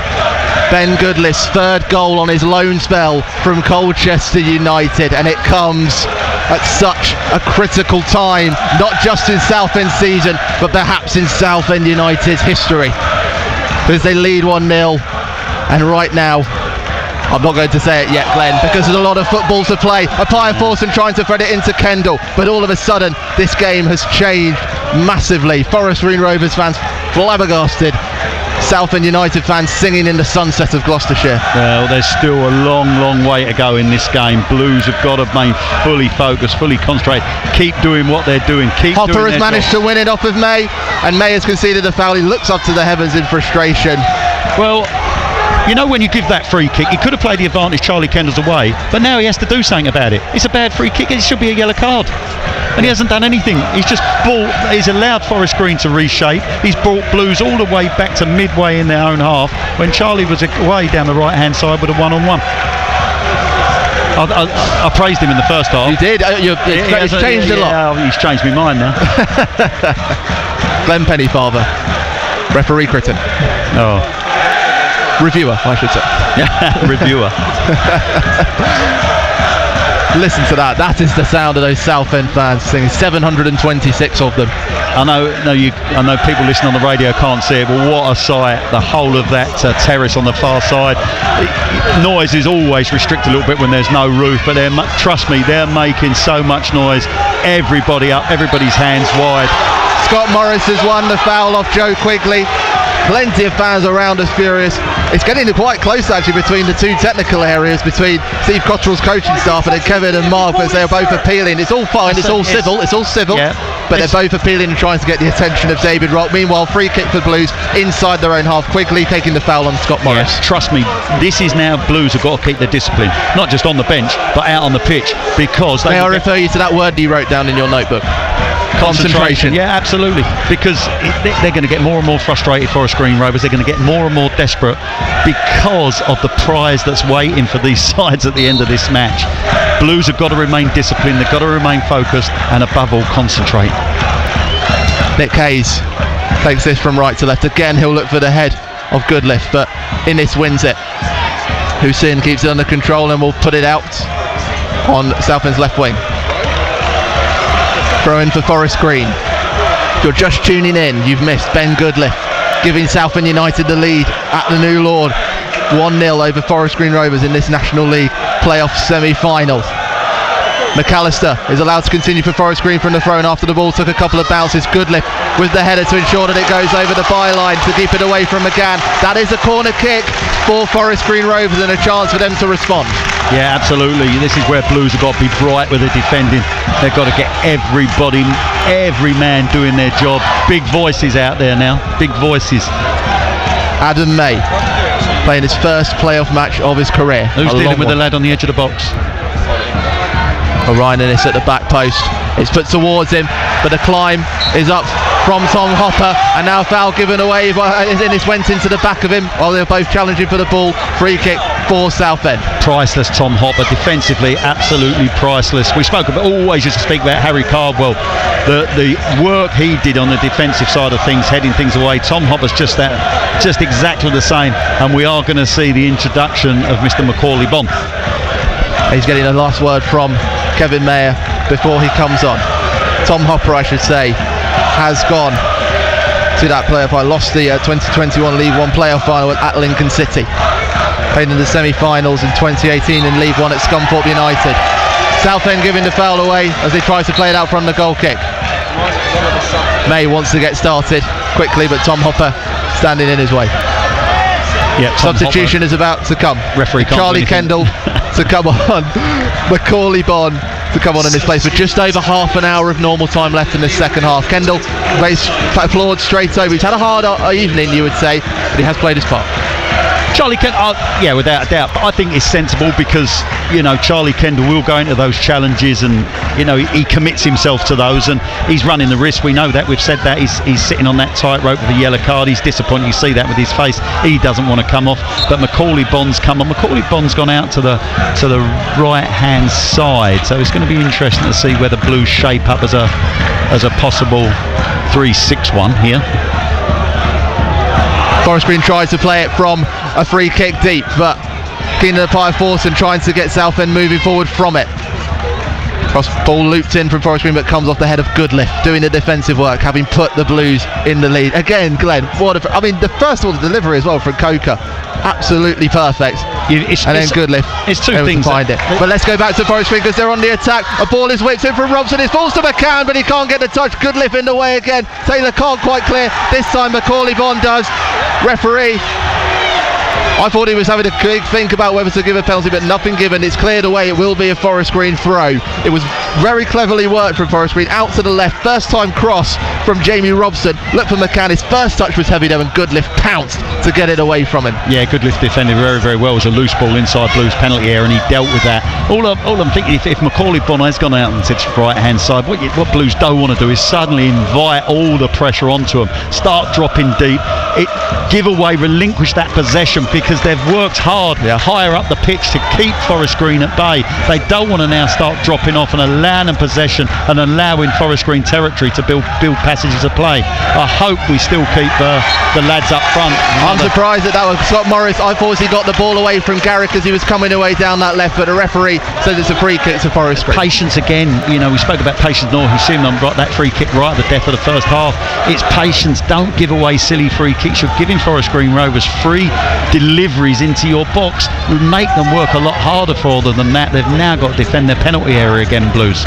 May and McAllister standing over this one. Innes and Moore Taylor have come up. Free kick will come from the left side. I can see Cardwell warming up very close to where the free kick's being taken in his bright pink boots.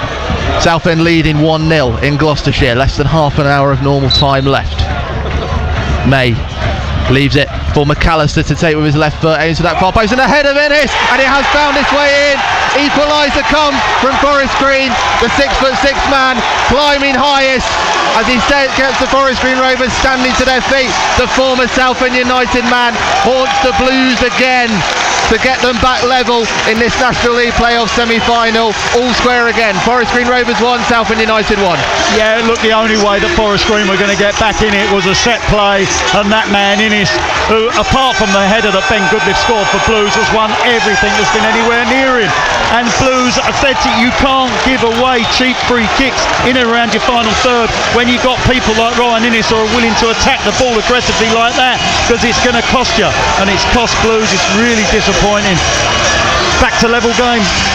Ryan Innes has never ever been to Wembley in his career, and he put all that motivation behind that header into that bottom right corner. Nothing Nick Hayes could do to stop it sneaking past him. It was whipped in from McAllister. 6th goal of the season for the former Blues man, and it has Forest Green Rovers level here on BBC Essex Sport. It almost felt too good to be true. Forest Green Rovers tried to attack again. Taylor's clearance is high. It will go out for a Forest Green throw-in on their left wing, and all of a sudden it's the Forest Green Rovers fans in a frenzy with the celebration, and Southend United fans perhaps sitting nervously on the edge of their seats. Well, it'll give Forest Green an extra yard in their legs, wasn't it? It looked like they was out on their feet a little bit, to be fair, when Blues took the lead, but that goal has given them a lifeline. Robson has fallen to Quigley. Well, Robson had put a header in from the right side. Taylor couldn't quite get his boot onto it. It was headed in from the left side. Quigley trying to sneak in, but too much pace on the ball and into the gloves of Hayes. Yeah, I think we're going to see Kev Miley very shortly. I think Kevin wants to maybe just shore things up a little bit. Blues are looking a little bit ragged. They've conceded that goal. I just think, maybe, Macaulay Bonne is absolutely brilliant in terms of his impact from the bench, but I just think changing the shape a little bit of the side with Macaulay Bonne coming out onto this right hand side has just unbalanced Blues a little bit. Well, Kevin Mayer was not afraid to make the changes when they were 3-1 down against Rochdale last week. He's made a change here. What will he do? The Forest Green Rovers get more of a foothold in this game. The Green Army trying to bring the ball down at the moment. And it comes to Innes, who will put it on the head of Quigley, who's on the halfway line on that left side. Garrick trying to move, but Taylor intercepts and able to turn and send the ball downfield for Southend. Only as far as the captain for Forest Green, Moore Taylor. All a bit messy from both sides, but Quigley heading it forward for McAllister to chase. Taylor brings it down. McCann for Forest Green, only into Taylor of Southend. But now May brings it to ground. Forest Green can get on the attack. They're inside their own half at the moment. Innes spreading to his right. Has Long out there. 65 minutes played. Forest Green Rovers 1, Southend United 1 on BBC Essex Sport with me, Warren Muggleton, and former Blues midfielder Glenn Pennyfather. May looking for Quigley in the middle. He's got away from Taylor, but his touch is heavy, and Hussein will sneak in. And he wants to accelerate. Parallon can't get the turn to get around. Mayer and Darren Curry both appealing and furious because they think a foul was given. Foul should have been given. Yeah, it's certainly gone a little bit frantic again, isn't it? Probably the ball will need a couple of paracetamols in a minute. Because it's just being smashed here, there and everywhere at the moment. Cav Miley being prepared to come on.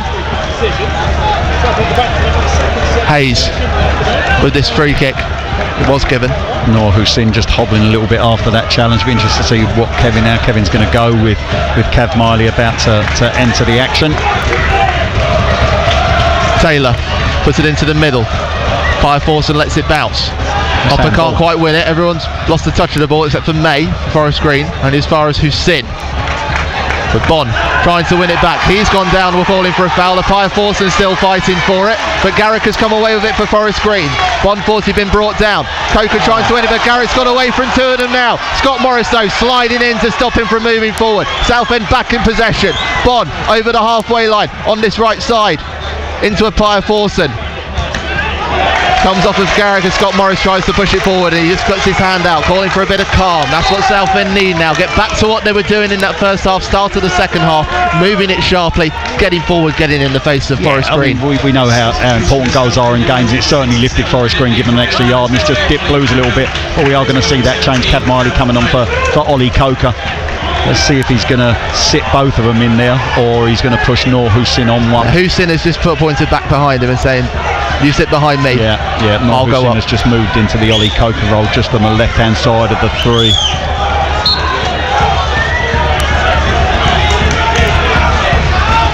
What's the fourth official doing there? I think he was unhappy with Scott Morris's position. Up at the throw-in. I think Scott Morris wanted to get on with the throw-in because Miley was on the pitch, but fourth official didn't want him to move it that quickly. Miley, first action, take the ball off Garrick as he was driving down the left wing, throwing for Forest Green. Robson gets it back, trying to loop it forward to the Forest forward Quigley, and Scott Morris deciding to head it back towards the goalkeeper Nick Hayes, who will gladly collect that one. Yeah, it was a good header by Gus Scott Morris. He needed to get something on it as well because Garrick was bearing down on him, but he got enough on his header to make sure it got back to Nick Hayes in Blues' goal. Blues just need to settle down again and get their composure back after conceding that equaliser. Miley heading into the path of Hussein. Pushes out to the left, asking Ralph to chase it, but decides to let McAllister track backwards for Forest Green as they take possession back. And they want to loop into Quigley, who's suddenly finding pockets now for Forest Green. Trying to slip it in, there's a back heel from Long as he moved forward looking for Circum. And now Goodliff, he's pulled up as he's made a long clearance, but he's got it into Macaulay Bond, who's driving down this right wing. Trying to get round Robson, which he will. Can't quite get the cross away, but he's taken a touch off of Robson. It will be a corner kick. I'm just looking at Ben Goodliff here, Glenn, because he's holding that right hamstring. Yeah, right hamstring. When he cleared that ball, he's hobbling. He won't want to come off, and Kevin Mayle won't want to see him come off, that's for certain. Joe Gubbins is on the bench, the other defender, and also George Wind as well, but they won't want to do that. Cav Miley stepping up for this corner kick. We know what happened the last time Cav Miley took a corner kick. It's on the right side. 22 minutes of normal time left in this second half. Miley with this left-footed corner from the right will swing towards the goal. Heads for that far post in the head of Goodliff, but it's won by Quigley with no competition. It will go out for a Southend throw-in. That gets an applause from those fans of the Fireforce and comes to collect it. We're going to have to keep our eye on Ben Goodliff. He doesn't look comfortable, does he? No, he's not running very comfortably at all. He's just on that right leg. When he made a big loop long pass towards the top right corner, put a lot behind it, like a bit of hyperextension. The Southend in possession, balancing on the left wing. Hussein spreads it to Taylor inside the centre circle. Wanted to open up his body with the touch, but wasn't able to. Goodliff deciding to go back, and again he's hobbling having on to hold up. I think he's done. That's a concern. Major concern for Southend. Kevin's looking at him, asking him. And Goodliff is trying to chase now against Quigley, but Hayes has done the bit to follow up. One can't quite win the header, but Hussein trying to get their header Circum, but Circum takes it away. Forest Green charging down this left side, but Miley sliding in to stop him getting any further. Taylor will clear it down that right side. Bond does keep it in, and Miley juggling it deftly. But it is Forest Green that win it back, and McAllister nudges it forward into Garrick. He has space to put in the cross on this left side, but he makes a real hash of it. Scott Morris making no bones about putting it over the byline, and now there's a corner kick for Forest Green. Yeah, they're going to have to weather this storm that Forest Green are bringing to them at the moment. They're under a lot of pressure. On top of that, they've got Ben Goodliff just struggling with his hamstring. He's asking, Kevin Mayer's asking Ben Goodliff, you can see the last ball he played back, it looks like when he's actually kicking the ball rather than running. So he did go into a sprint across the pitch, and he didn't pull up and he didn't hobble after it. It's when he's actually passing the ball that he seems to be in a little bit of pain. May with this corner kick for Forest Green from the left side. Aims at the far post.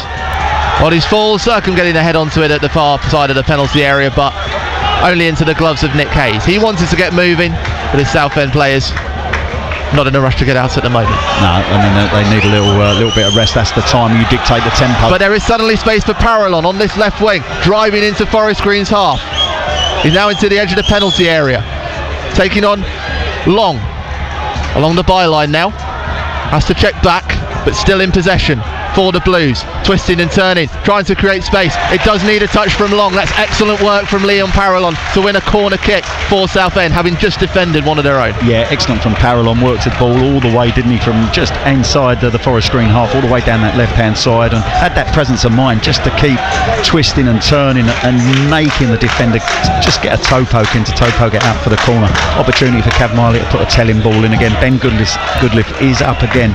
This is coming from the left side, will swing away from the goal. Still 1-1. Miley, look for the head of Nathan Ralph, he gets a touch onto it. There's calls for a handball from the Southend players inside the penalty area. David Rock, the referee, says no. But it's still in possession to Miley, who'll put the cross in. It's punched away by the goalkeeper, not very far, and it's not cleared very far either. Scott Morris into Bond, edge of the penalty area, will shoot! And it goes well over the upright at the crossbar. Right idea from Macaulay Bond, space emerged for him outside the penalty area, but lacked the accuracy to find the top right corner. Goal kick for Forest Green. Went for power, Warren, didn't he? Macaulay Bond on that occasion. Decent spot really from Gus Scott Morris. Macaulay Bond free on the edge of the box. I thought he should have shaped the ball but tried to bend it in the goals, but has gone for power and completely missed the target.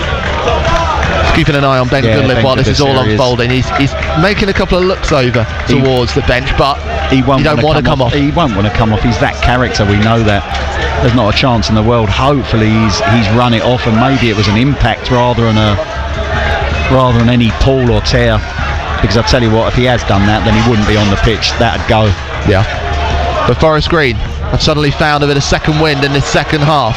Here's McAllister into the right corner, attacking the right side of Southend's penalty area. He's ghosted past two players. He's pushed out to the side. He'll fall to May, but his shot is blocked by Noor Hussein, and it'll come as far as Macaulay Bond, who's in a sprinting race with Robson. His second touch might be a bit heavy as it goes all the way out. It gets some jeers from the Forest Green fans.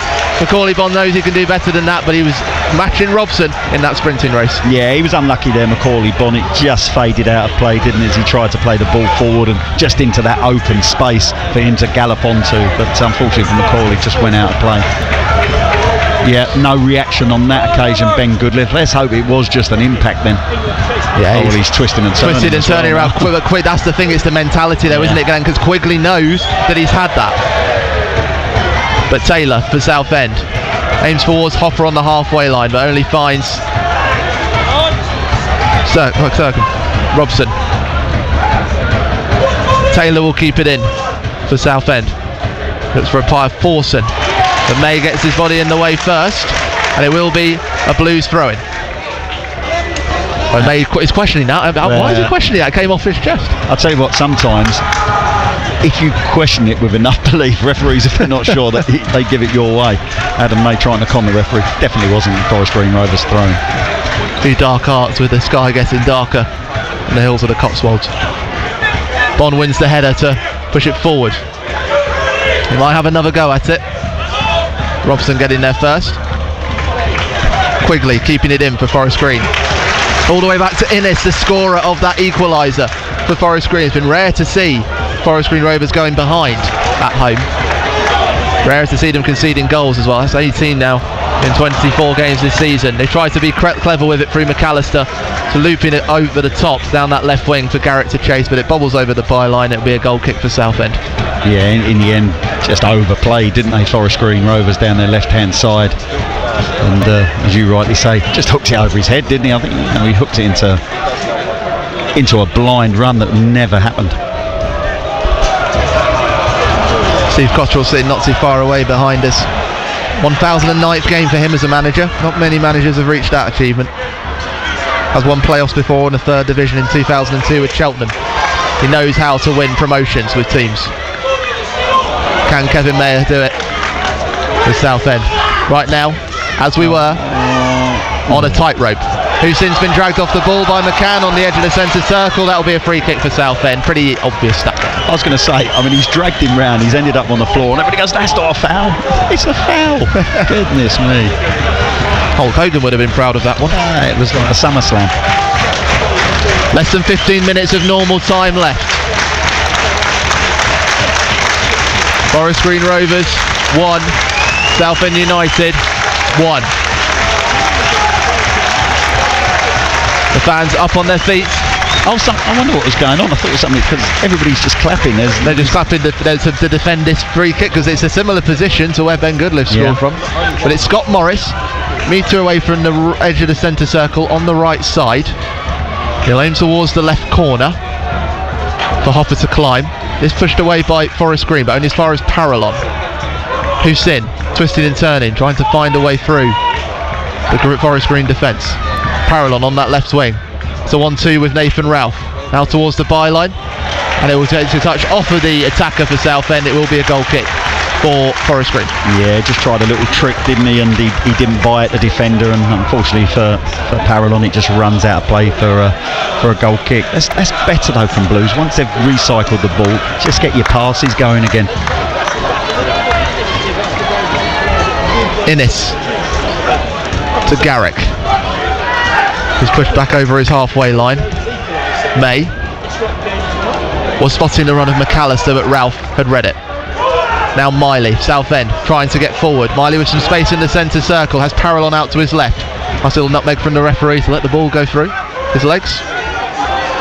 Now Pyre Forson in the centre circle. Not many options for him. Bond calling for it on this right side, closest to us.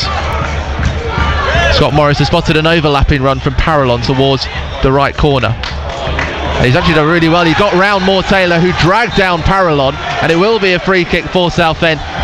Pretty much next to the byline on the right side. Yellow card for the Forest Green captain. Big opportunity here, Glenn. Yeah, no, he done well, Leon Parallon, because he's drifted over from that left-hand side onto the right wing. It was a good spot from Gus Scott Morris, just shaped the ball into the channel. Parallon's got onto it, and he's tried to work it for a corner with the centre half Moore Taylor, who's ended up, as he's gone past him, he's ended up dragging him backwards and throwing him to the floor. Quite rightly, the referee gives a yellow card, but it's good play from Parallon. Does give Blues this opportunity for Cav Miley. It's probably halfway between the 18-yard box and the corner flag, but in line with the byline. It's a good opportunity for a telling ball to be put in by Cav Miley. Can Southend put another one in? Ben Goodliff is up for this. Only Taylor back. Bond, Parallon and Hopper inside the 6-yard box. Miley into the cross. Brubson will take a touch on it for Forest Green and clear it away. Didn't quite work for Southend on that occasion, but Hussein with great composure to bring Miley into the game. He's drifting in from the right side, has to check back. Scott Morris, Parallon in front of him, gives it back to the Southend top scorer this season. How he wants goal number 18. Pyre Forson though with room to accelerate into the penalty area. Back to Bond, who's just outside of it on the right side. Scott Morris first time into Parallon. Pyre Forson could have made a run for him, and does give it to Pyre Forson, who decides to check back to Scott Morris, wanting to make room for the cross. There might be some for a Pyre Forson now, which he'll make, but Hopper won't get there. Cleared away by Moore Taylor. Patient stuff again from Southend. Yeah, but in the end, when the cross is coming in, unfortunately for Keenan, his body shape wasn't right. The ball was in between his legs, and he's trying to force the cross into an area because the space had opened up a little bit for him. He just needed to move the ball so his body shape was right for him to whip the ball in. Hussein working doggedly to get away from Long of Forest Green. Has to go back to Miley, who's inside his own half of Southend. Jack Bridge is getting strips off and ready to come on. And Mark Bentley has his big notepad out, showing what he wants from him. Bond climbing for this header. It's a good one into Scott Morris. Just a little bit too much on it for the right wing back to chase down. Clever ball from Miley coming from the centre circle to Bond on this right side. Headed to the path of Scott Morris. Too much for him to chase. Picked up by Ted Can, the goalkeeper for Forest Green. Yeah, the idea was absolutely spot on. Macaulay Bond was always going to be favourite to win the ball. Gus Scott Morris had gone on a run beyond him, and he just got too much on the header, and it went right the way through to the goalkeeper. He was disappointed with his execution of his header, Macaulay Bond, because Gus Scott Morris had made a great run and would have had an opportunity to drive at the goal. Jack Bridge, we're definitely going to see, I would imagine, for Leon Parallon, I would have thought. Less than 10 minutes of normal time, still all square. 937, of which 751 are from Southend. 3,937 fans here for Forest Green Rovers. Not quite the biggest crowd they've ever had for a playoff game. That came in 2019, their semi-final second leg against Tranmere Rovers. 751 travelling Southend fans. Yeah. So by my maths, 25 have managed to sneak in. Yeah, absolutely. I mean, it's. But why not? They would have sold the rest of those tickets for them if they'd have given them. You didn't miss much whilst we were talking about that. The Forest Green tried to create down their left, nothing came of it. Kicked it straight out for a goal kick as Jack Bridge is going to come on. Jack Bridge. It'll be Noor Hussein who comes off. Interesting to see what's going to go on here. Parallon's coming inside one, so Jack Bridge will go out one. Parallon coming inside one. Noor was holding had a little knock, didn't he? Was limping a little bit earlier on, but Jack didn't really get a lot of service, did he, in the Rochdale game, and eventually, was substituted by Parallon on that occasion. But leading up to that playoff eliminator, he'd had some really good games. Did he look back to his old self, Jack Bridge? Let's hope we're gonna see that now. Jack's in the action with 9 minutes to go, and whatever the referee's going to add on, and possibly more. Yeah, indeed. Bond, the header, looking to bring in Bridge for the first time. Defending header from Forest Green comes back to the forward for Southend, but it's eventually brought down to ground by Nathan Ralph. Back to Bond. Southend on the attack on this right side. BBC Essex Sport for you, Warren Muggleton and Glenn Pennyfather at New Lawn, live in this National League playoff semi-final. Throw in for Southend, and 20 yards away from the byline. Scott Morris taking his time. I suspect, Glenn, another long one. Yeah, I think it's going to be fizzed in by Gus Scott Morris. There doesn't look to be too many takers for Blues. Neither centre half has gone forward. Scott Morris with the throw, but only finding the head of McCann. I was going to say, it looked like ball fell bounce to Bond, who picks it up inside the penalty area, nudging it back to Scott Morris. He'll get another go at that one. It was a tired long throw as well on that occasion. It only just managed to creep into the penalty area. Well, we know how Scott Morris gives everything in his games. He's lining up another long throw. It's a bounce into Bond. We'll take a flick, but cleared away by May. Miley heading it forwards, but May picking it up for Forest Green. Circum trying to flick it on for McCann to chase, but Goodliff acrobatically pushing it forward. Parallon heading forward now. Southend inside Forest Green's penalty area. Bond just pushed out of it. Well, clever ball. It's just got Scott Morris forward. Someone shoot first time. He will again. Trying to sneak into that bottom right corner, but Ted Can closing that gap up. And Scott Morris, hunt for goal number 18 continues for the season, still 1-1. Yeah, lovely reverse ball. Great spot by Macaulay Bond. See the reverse pass into the run of Gus Scott Morris and the edge of the penalty area. Good first touch, got his strike away, but the goalkeeper did well at his near post. One of the best trajectories of the season, Macaulay Bond, because when he came in, he did have some tough time. He had his critics in the Southend fans, but he's become a vital part of them now in his role. Well, listen, if you don't play a lot of football, it's very, very difficult to play catch-up during the season. If you don't have a pre-season, you don't get the matches, you don't get those games in your legs, it's very, very difficult to pick up the fitness and pick up the pace and tempo of football at this level. And Macaulay didn't have that, and I think under his own admission he wasn't fit enough. He's worked hard by the looks of it to get fit, and we're seeing a lot more of what we expected of Macaulay. Ball doesn't quite stay in from Parallon. Macaulay, but he knows about getting promotion from the National League. Did it with Leyton Orient in 2019. Same season he went to Wembley with Leyton Orient, playing the FA Trophy final, lost out on that occasion. Forest Green Rovers can't attack down their right. Southend win it back. Parallon turning. It's got the trust of Kevin on this big stage. But Scott Morris loses it. May And Miley challenged for the same ball, and it's Miley that comes out with it. Lovely little flick, room for the shot! Into that top corner, and Ted Can needed the acrobatics to stop it going into that top left. We've seen Miley score stunners. He hasn't scored for a long time in the league, but he's lovely little flick to create the space, fired towards that top left, and he's forced a save and the corner kick for Southend. Yeah, that was vintage Cav Miley from a couple of years back. Flew into a challenge, won that straight on his feet, little drag back, moved the ball, strike. I thought it was going to end up in the top corner. Great save. Jack Bridge with the corner kick from the left side, goes behind Jack Bridge, and Forest Green are trying to break away.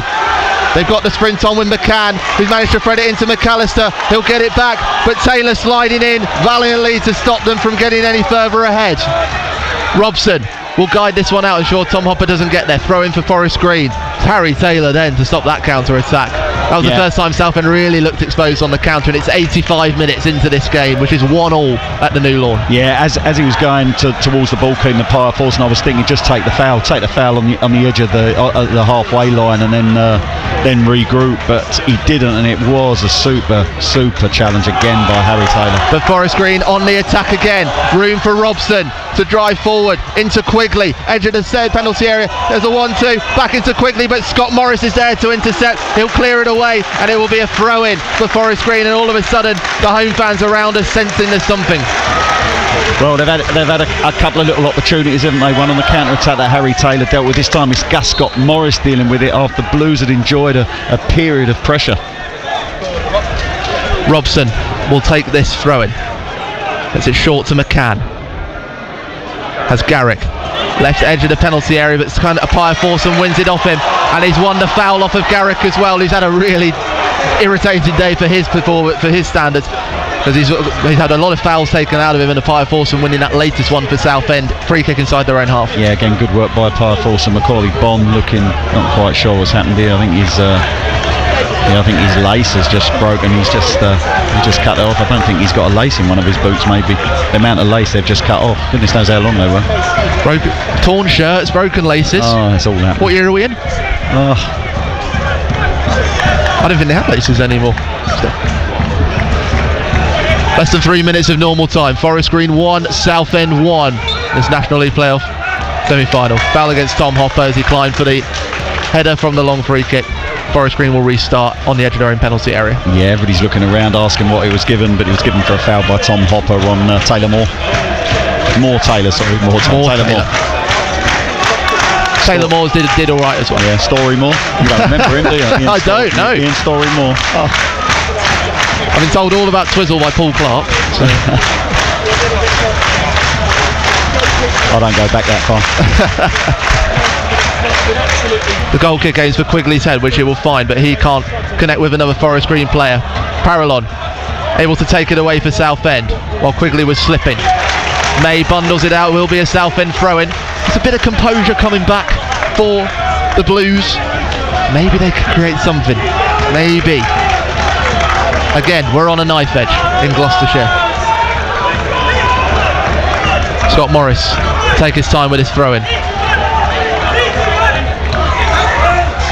Bond can't quite get it under control from the throw-in, and Robson sends it high towards Quigley, who wins the header, puts it into the path of Garrick on this left wing. Miley trying to chase him down, and he does win the ball off him, but he takes a slip as well. Garrick coming away with it. Has to go into the middle of the field with May. Forest Green into Southend's half. Circum, the ball has gone from left to right. Long advancing. Has Innes behind him, who puts it a first time cross, but straight onto the head of Cav Miley.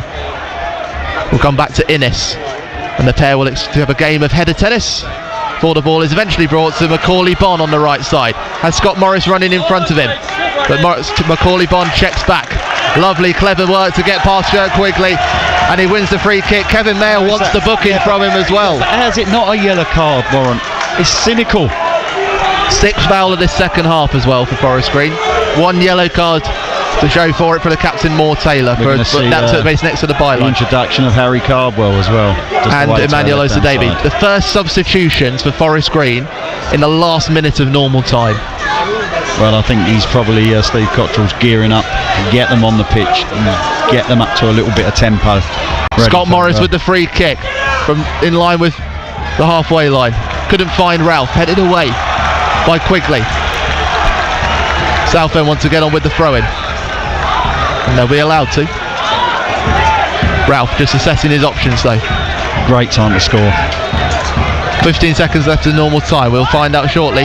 We will find out before the substitutions how much stoppage time there will be in this second half. Haven't had too many. Again, frenetic has been the word for this one. Ralph going back. 3 minutes of stoppage time. If it stays like this, there'll be another 30 minutes. 3 minutes of time added on. Taylor 3 minutes of wearing a shirt with no number on it because it was torn. Looks for Goodliff, who's got that sprint back. Good to see that as well. Again, it was just an impact that paused him momentarily, but he's back to jogging comfortably, Glenn. Yeah, thankfully. We're going to see those changes. So, first substitutions for Forest Green. First one, we'll see Jordan Garrett come off, with Emmanuel Olsadebe coming on. And then the other substitution, we'll see Harry Cardwell come on in place of Joe Quigley. Pretty much like for like changes, I would expect, Glenn. Olsadebe, he plays on the right, he's a midfielder, but he has played a lot on the right for Forest Green. No, I don't think there'll be any change in their shape, that's for certain, but what it has done is has brought another two big lads on that are quite happy to attack the ball. We know all about Harry Cardwell attacking the ball, and Olsadebe's probably as tall as Harry as well. Scott Morris giving him a little shove. He was talking about him in the pre-match press conference. I'd encourage you to listen to that on BBC Sounds. Scott Morris heading it back. Parallon. He went flying for a header but got May in the back of him. He's gone straight down and he's won a free kick for Southend. Around 20 yards out. A minute and a half for stoppage time played. I hope he's going to be alright. Leon Parallon's got a knee right in the meat of the back there from Adam May. Again, the referee, he's given yellow cards for some things in this second half, and other things like, the totting up of free kicks from the same person. He's just waved away. 124 yellow cards for him in 31 games this season now. 5 red cards. Jack Bridge. He had a good first 45. He did. Come on, Blues. 25 yards out, 5 metres away from the right wing. Come on, Blues is the call from the fans here at the New Lawn at Roots Hall, wherever you're listening. Bridge with this free kick. He'll look for Goodliff again, but it's bumped away by May. Miley keeps it inside the penalty area, so does Parallon. Falls to Ralph, he'll loop it back in. Oh, it's a mess at the back in the penalty area. Bridge trying to chase this down. He'll get in ahead of McAllister and can keep it in. It took a touch off of the number 7 for Forest Green, and it will be a throw-in. And all of a sudden, the Southend fans back on their feet. They play it quickly. There's 30 seconds to go. Scott Morris will cross this one in. Aims at the far post for Ben Goodliff. Heads it back into the 6-yard box, but cleared away by May. Parallon keeps it up. Scott Morris gets his head up. Has Macaulay Bond in front of him. He can whip a ball in. He's on the right side of the penalty area. Ready to Appiah Fawson in the penalty area. He shimmies. He moves towards the byline. He puts it across, but it takes more Taylor to push it out. It'll be another throw-in. 2 seconds left of this stoppage time. David Rock says, the referee, there's time for another attack. What can Southend do with it? Parallon with room to turn. He'll drive towards the penalty area, crosses it in. It takes the cross of Circum. Ralph pushes it back forward. Too much on the header. It'll be picked up by Ted Cann, who takes his time. No look at the whistle yet for David Rock. We are over the 3 minutes of stoppage time, and we are heading, it looks like, towards another 30 minutes. And that whistle confirms it. 2 goals in the space of 8 minutes. First one for Southend, Ben Goodliff with his 3rd goal of the season. But then Ryan Innes, the former Bluesman, haunting Southend United again 8 minutes later. And we are going once again with Southend in the National League 2024-25 playoffs into extra time. Glenn. Yeah, just a matter of regrouping again now for Kevin and the staff. Just lifting their players again. They looked some tired legs out, although Blues had a little bit of pressure. Brought Leon Parallon with his cross, looked a tired cross. Naturally that's going to happen, so mentally they've got to be really, this is where your mental strength comes into play.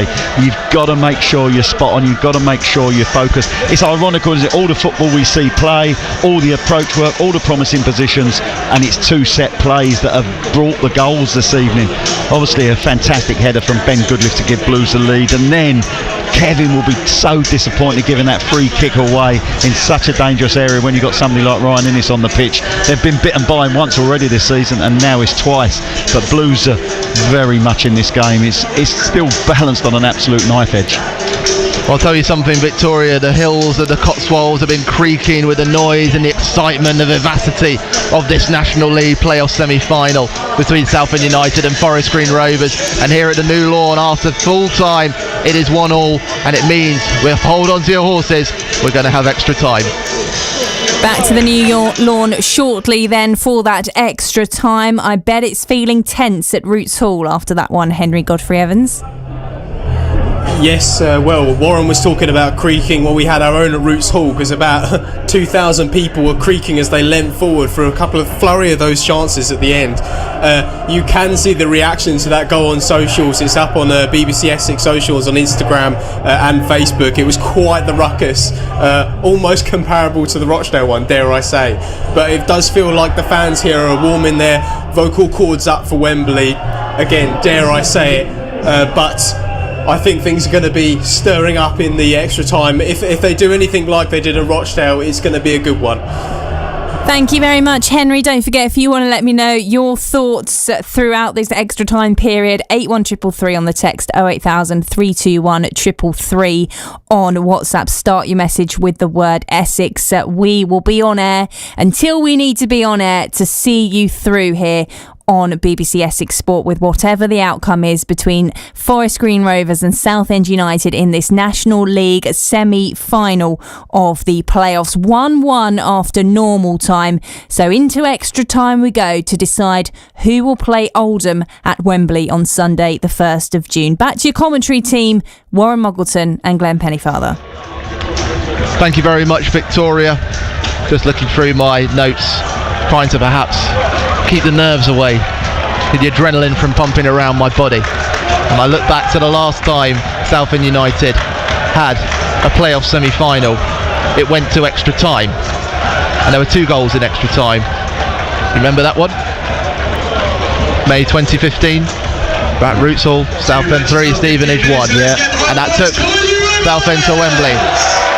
30 minutes extra to be played at the New Lawn. Can Southend find that road to Wembley? They will get this extra time started, playing from right to left in their light blue shirts, dark blue shorts and light blue socks. Forest Green Rovers in the green and black shirts, green shorts and green socks. It's Southend that haven't given possession away yet. They just have now through Osadebe in his own half. Emmanuel Osadebe just came on before stoppage time in place of Jordan Garrick. Looking at the positioning as well, looks like it is like for like. He's out on that left side, McAllister still on the right. Harry Cardwell leading the line as he come in place of Joe Quigley. Yeah, no change in shape from Forest Green Rovers, just fresh legs for them in 2 different areas, that left hand side and obviously down the middle with Harry Cardwell. It's a lot more quiet now at the New Lawn as well. It was absolutely rocking when the 2 teams came out. Forest Green have come out as that Green Army.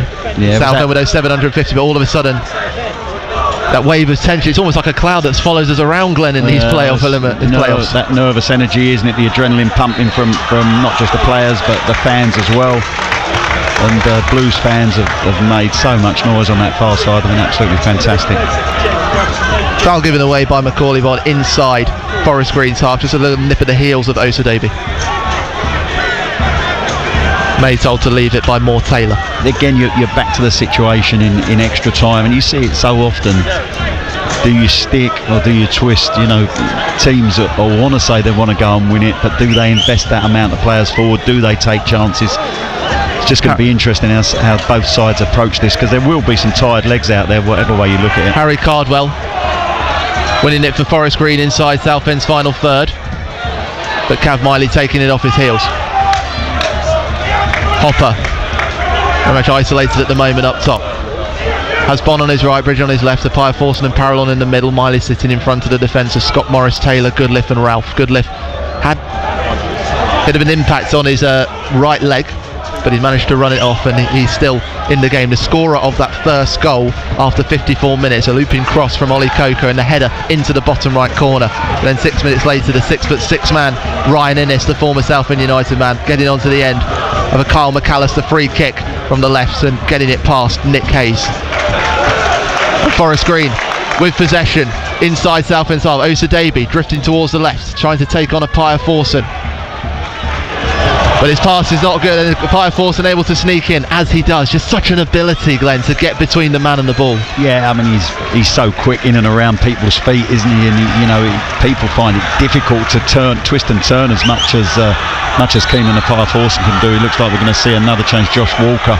I think he spotted there was a long kick from Hayes, and Bond had headed it into the path of Hopper, and he didn't quite have the legs for it immediately. Kevin called Josh Walker up. Yeah, from his warm up.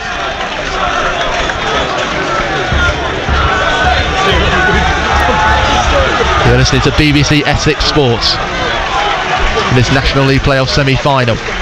Forest Green Rovers 1, Southend United 1 after full time. We're in the 3rd minute of extra time.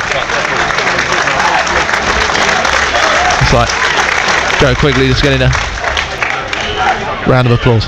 Was it? I think it must. I thought they just indiscriminately start clapping. I didn't they do, don't they? They clap everything. Not the meat pies.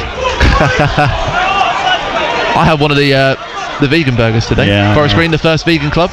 Meanwhile, they're inside Southend's penalty area. Liam Sercombe trying to put a cross into the far side. There's a header from Osadebe. It's saved, and it won't be kept out this time. And Osadebe celebrates right in front of the Southend fans. And all the South Blues can do is kick it out of their nets, and Rue letting them in. Another cross from the right side, and it's another header that has been to Nick Hayes, despite the efforts of Gedliff to try and clear it out. Forest Green Rovers have turned this one around with 26 minutes of extra time to play. Forest Green Rovers 2, Southend United 1. Glenn, Southend have got it all to do. It was Liam Sercombe that's stolen in behind Blues down there, right hand side, Blues left hand side, and he's just stood the cross up at the far post. Osadebe's come charging in. They've got the man over at that far post. He's got his header. He's headed it down like you should do when you're coming in to head the ball goalwards. And I couldn't really see what happened. I think Nick Hayes might have got something on it, but it's tried to be cleared off the goal line. It's just banged into the roof of Blues net to give Forest Green Rovers the lead. Disappointing goal to concede, as we're going to see Josh Walker introduced for Leon Parallon. I think they might have changed their mind there, Blues. Yeah, Leon Parallon, player for a forward, coming on in place. Well, Emmanuel Osadebe, a Tottenham Academy man with his Tottenham side, still leading the Europa League final. It's looking like a good night for him, as he's given Forest Green Rovers the lead in this playoff semi-final at the New Lawn. And everything has changed now, confirming Leon Parallon off, Josh Walker on, and Southend, I say it again, they've got to find that kitchen sink and throw it back at them. Yeah, nothing to lose, Blues. It's a case of now they've got, as you rightly say, Warren, they've got to throw absolutely everything at Forest Green. We're back to a situation where we was at Rochdale in many ways. The fact that Blues have nothing to lose and Forest Green have everything to lose now. They're going to have to try and defend this 2-1 lead, and Blues have got to invest players forward and take chances.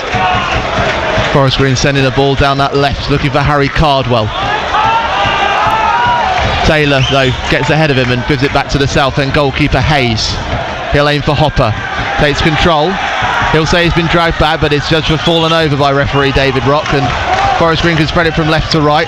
Long, looking for McCann to flick into to Harry Cardwell, who's offside.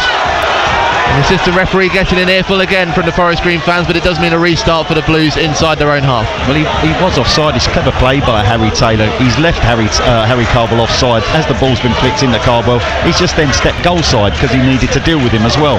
Just clever defensive play. He knows he's the last man. He knows what he can do with Cardwell. He steps him up. He just then goes back in. Not a problem. Again, there's a Southend player down. And so Forest Green Rovers wanted to get moving as Tom Hopper is again climbed for a ball. Looks like he's got an elbow in the back. Yeah, I'm wondering, probably won't be this half, but I'd imagine in the second half we will see Ben Goodliff go up top at some stage, I would have thought. 6.5 minutes of extra time played. Forest Green Rovers 2, Southend United 1. And the Southend fans suddenly statuesque. Now West Stand, frozen by nerves and tension, but also for wanting to encourage their side on. Well, we've seen it before here, Warren. This season, Blues come back from being 2-1 down to Forest Green Rovers. So they've seen it at Roots Hall as well. Forest Green Rovers haven't beaten Southend in nearly 5 years. They're both playing in League 2. Ryan Innes has put the ball out inside the final third, and he's had to put it out intentionally as Jack Bridge tries to get Joshua Walker moving down that right side. But it is a Southend throw-in on that left side. Just some instructions come on from Kevin to Nathan Ralph. Be interesting to see what those were, whether there's going to be a change in formation. Harry Cardwell trying to get into his head. Throw-in from Miley and Bridges. Does not come off with Charlie McCann. Interferes and makes sure Miley puts it over the byline, and they exchange a few words afterwards as well, just trying to get into Miley's head. Yeah, just this little bit sloppy then, wasn't they? Jack and Cav got far too tight to each other. They had the Forest Green Rovers player to get in between them, and he gets a little nick in it, and Cav tries to hook it down the line and hooks it straight out for a goal kick. And the Forest Green Rovers fans are now the ones singing. Yeah, he's brought Bon in from the right hand side now, so Walker's playing just in behind. Bon and Hopper both up top. Cardwell has won the header from the Forest Green goal kick. They're on the attack. There is Cardwell outside the penalty area shooting, and he goes right of goal. He holds his hands to his long locks of hair, but he was never threatening Nick Hayes' goal with that one. His wait for a goal against Southend United in the green of Forest Green continues. Yeah, went for power, didn't he, Harry Cardwell? And no good how hard you hit the ball, Warren. If you don't hit the target, you're never going to score. Harry Taylor just looks to be having a bigger difficulty that far side. He might have maybe caught an elbow from Cardwell as he was climbing for the ball from the kick, but Gus Scott Morris says forget about it, just move, we haven't got time for it. Goal kick finds its way to Bond, tries to head into the path of Walker, but intercepted by Forest Green's Innes. Immovable Innes at the moment. Yeah, that's where you've got to get up behind it. I know there's some tired legs out there, but you've just got to go for it. You've got to get up behind it, and Blues players, 4 or 5 of them, still standing still as that ball got played forward. Mark Bentley's having a word from the 4th official, Sam Mulhall, because the ball had gone over the fence on the far side, and there wasn't a ball on the pitch, so they needed a ball to get moving again. Mark Bentley just boots it straight on. Yeah, the 4th official needs to liven up. I think he does. Meanwhile, the Pyre Forson attacking for Southend onto the right side of the penalty area. Can't thread it into Macaulay Bond as Serkin wins it back. And Osa Davey, the pair who combined for that second Forest Green Rovers goal. And all of a sudden, there's a bit of space for them to counter, but Taylor stops the counter-attack. Nudges it into Bond and gets it back. Intricate work from the two players. And now Bond threading to a Pyre Forson. Tries to get the cross in. It takes the deflection off of Hobson before going over the byline. And there's a corner kick for Southend. 100 minutes played. Opportunity. Load the box up. Good lifts up. Scott Morris is up. Only Taylor, Cav Miley, and a Pyre Forson not in the danger zone. Now Miley is. Bridge from the right side. Good lift with the header, but it's beaten to it. There will be another corner kick. Looked like it was going to be a free header, didn't it? It looked like, for all intents and purposes, looked like Ben Goodliff was the only one jumping for it. I don't know where the Forest Green defender come from in the end. Aimed for the bottom right corner. It was more Taylor that got to it. So Bridge, take 2 from the corner on that right side. Right-footed, will swing away from the goal. And towards the far post, Ralph heading it across, but nobody getting a touch onto that one. They could have made deja vu from the Crown Oil Arena. Nathan Ralph edge of the 6-yard box, heading from left to right. No one else got near it for the Blues as it went past the right post, and it's a goal kick. Nobody's reacted to it. I mean, it's a decent header from Nathan Ralph at the far post. He's headed it back across the goals, aiming for the near post where it's just come from, and nobody spun into that space. They've all stood still. It was a tap in for somebody. Ted Can with the kick. BBC Essex Sport with this National League playoff semi-final. Cardwell trying to head it forward but can't find a way past Miley, and Southend win it back. Bond trying to get it into Walker but doesn't get the control on it. All the way to Long of Forest Green, who sends it towards the right. Cardwell is chasing this, but Ralph gets the clearance away. as far as Miley, who has to take a touch and push it forward. Walker has a bit of acceleration against Innes, but Innes gusting a gut to get there first and is able to clear it away. It will be another throw-in for Southend though. And Innes is staying down. Yeah, I think he'll be fine. I think you'll see him get up, although he did put his hand up straight away, but he's an experienced player, Ryan Innes. Known of course also to Colchester United, 19 appearances in the 2017-18 season. Second season for him at the New Lawn. Scott Morris with the ball in his hand. Over to my left. Curry and Mayer giving Taylor instructions. Southend still believing, still fighting, but 2-1 down in Gloucestershire. Lots of time still to go though, lots of time. Yeah, we've got 2 minutes of normal time in this first period of extra time. One thing this side has, it has that never say die attitude. We've seen it so many times, and it was no more evident than last Thursday at Rochdale. Yeah. You know, if the Blues will pick themselves up off the canvas. They won't quit. Well, Innes is going to have to come off the pitch now, so Innes has to make way. Can Blues So the take advantage? Throw-in will be played in from Scott Morris. It'll be a long one. They're standing right in the way of Scott Morris in his line to make the throw-in.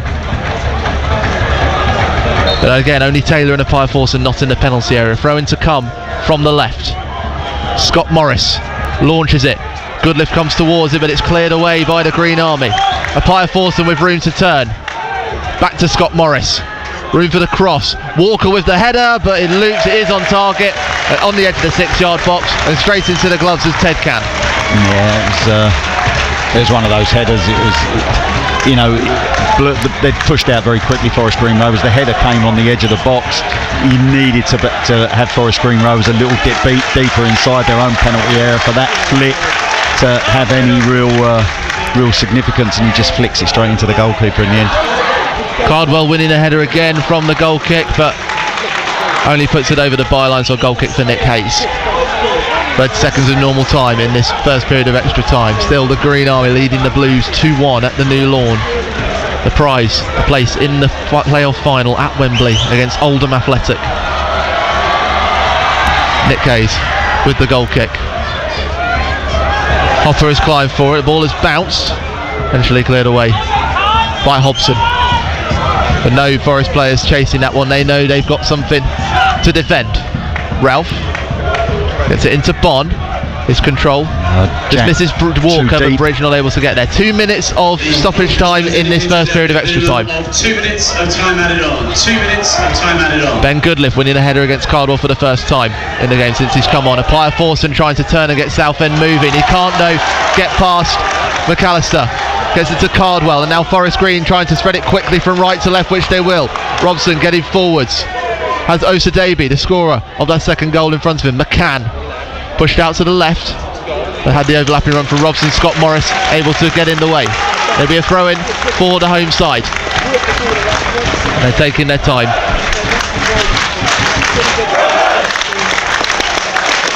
Throw in taken now. Osadebe going up against Scott Morris, able to thread it into Cardwell. Gets it back, asking Osadebe to do the overlapping run, but Southend win it back and trying to counter through Josh Walker. Manages to ghost his way past Circum, but he needs runners in front of him. Eventually Robson stops him getting over the halfway line. Scott Morris pushing it forward into Bond. It'll come off of Robson. Another throw in for Southend. Yeah, I get. Do you know what?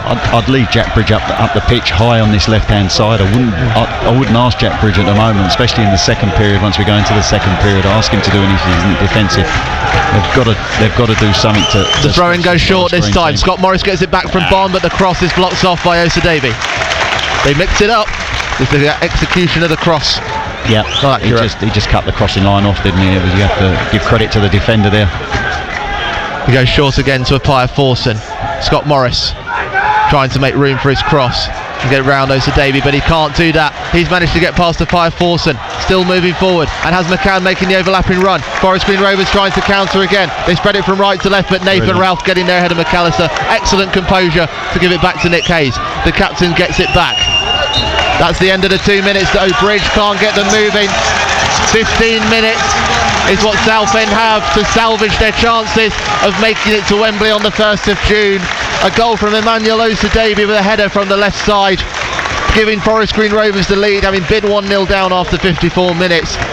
Half time of extra time, 2-1 Glenn. Yeah, there's certainly going to be another change. I think Kevin's called, I don't know if he called George Wind in or Joe Gubbins, just trying to see over the top of everybody as everybody stood up in front of us. Doesn't look like anybody's getting stripped, but it did look like Kevin was calling somebody else in. Listen, Blues have just got to throw the kitchen sink at them now, Warren. Just got to throw everything they possibly can at Forest Green Rovers. As I say, I wouldn't be surprised to see Ben Goodliff go up top. Kitchen sink, sofa, Bridge, throw it all. That's Southend for you going into these final 15 minutes. I'll put it back to Victoria Poly, where now Southend the mountain to climb in 15 minutes if they want to get to Wembley. Half time of extra time, Forest Green Rovers 2, Southend 1. Warren and Glenn, thank you very much for now. Evening to Spencer and Martin in touch on WhatsApp saying an agonising listen. Come on, you shrimpers. You've got this. 81333 on the text, 08000 321 333 on WhatsApp. They're into injury time in the Europa League final, and Tottenham still lead Manchester United by 1-0. That was Brennan Johnson in the first half. That is now full time. So Spurs win a trophy this season. Ange Postecoglou leading them to that title. And in the cricket, England women have beaten West Indies by 8 wickets in the first of their T20 internationals. Don't forget they are at Chelmsford on Bank Holiday Monday. So a first win under the era with head coach Charlotte Edwards and new captain Nat Sciver-Brunt at the helm. Well, depending what time we finish on BBC Essex, we will get some reaction to that win for Spurs in the Europa League. We will get in some reaction as well to whatever happens between Forest Green Rovers and Southend United. Blues go into the second half of extra time 2-1 down. Can they come from behind just as they did in the playoff eliminator against Rochdale? 15 minutes to save the season and get to Wembley. Let's head back to the new lawn with Warren Muggleton and Glenn Pennyfather. And those Southend fans in our West End responded, Kevin Mayer urging them to get shouting, get calling, and they have done that. 15 minutes, as you say, is what hinges on Southend's season. And off we go. Forest Green in the green and black shirts, green shorts and green socks, playing from right to left. Southend light blue shirts, dark blue shorts, light blue socks from left to right. We've had a half-time substitution with Tom Hopper coming off and Joe Gubbins coming on in his place. Forest Green trying to find Harry Cardwell. He's gone down after Clive for a ball in the penalty area, but referee not giving that a second look. But Glenn, we've seen Joe come in. He looks like he's alongside Taylor and Goodliff in that back tree. Does that mean Nathan Ralph is going to push forward? Yeah, Jack Bridge on this right side. They've brought Bridge out onto this right-hand side. Walker and Bond down the middle. Nathan Ralph has pushed right on the left-hand side. Joe Cummins has come in on the left-hand side of 3. Kevin Mayer has now thrown all his cards at it. 5 substitutions made. Yeah. Tom Hopper had worked himself into a standstill, hadn't he, Tom, without any... So Scott Morris with the throw-in to Pye Force, and the pair exchange passes to get it onto the ground. And now to Goodliff in the centre circle. Forest Green Rovers 2, Southend United 1. Ralph giving it back to Gubbins. Now Goodliff is on his own in his own half. By the goalkeeper. Gubbins into Ralph. Now Bridge, they're trying to create something. This is clever stuff from Southend, getting into the final third of Forest Green Rovers on that left side. Needs McAllister to push it out in front of those Blues fans, and Joe Gubbins says, I will take this throw-in to Nathan Ralph as captain. And he'll line up. Looks like a long one. Goodliff is up for it. It's got some length on it. Miley will get the header on Joe Josh Walker, and it needs to push over the crossbar from Ted Can. Clever move from Southend. Pushed forward by Miley. Walker with his sights set on goal, but the West Bromwich Albion loanee has to push it over. Corner kick for Southend. Yeah, it was a decent save. Wasn't the best header from Josh Walker. It looked like he was stretching for his header. He actually got it goalwards, but it was a bit too close to the goalkeeper McCann. He just palmed the ball over the top of the crossbar, but good flick from Miley. Unlucky Josh Walker. Jack Bridge with the corner from this right side. He's away from the goal. Scott Morris tries to get the header, but his header's away from the goal, and that's allowed Charlie McCann to get onto it, but he can't feed Carl McAllister because the Pia Forson gets a vital boot in the way. Oh, and Mayer's got to be careful here because he's tried to take the ball away from Charlie McCann. Gets an earful from the midfielder, the former Manchester United and Rangers man. He's got to be careful, Kevin. Your time, Kev! Your time, Kev! The trouble is with anything like that, you've got to put the boot on the other foot. If it was the other way round, it's exactly the same what would be happening. Don't think Steve Cottrell would have been doing the same. No, absolutely. All he did, Kevin, was hold on to the ball for a split second so he could get his side back into shape.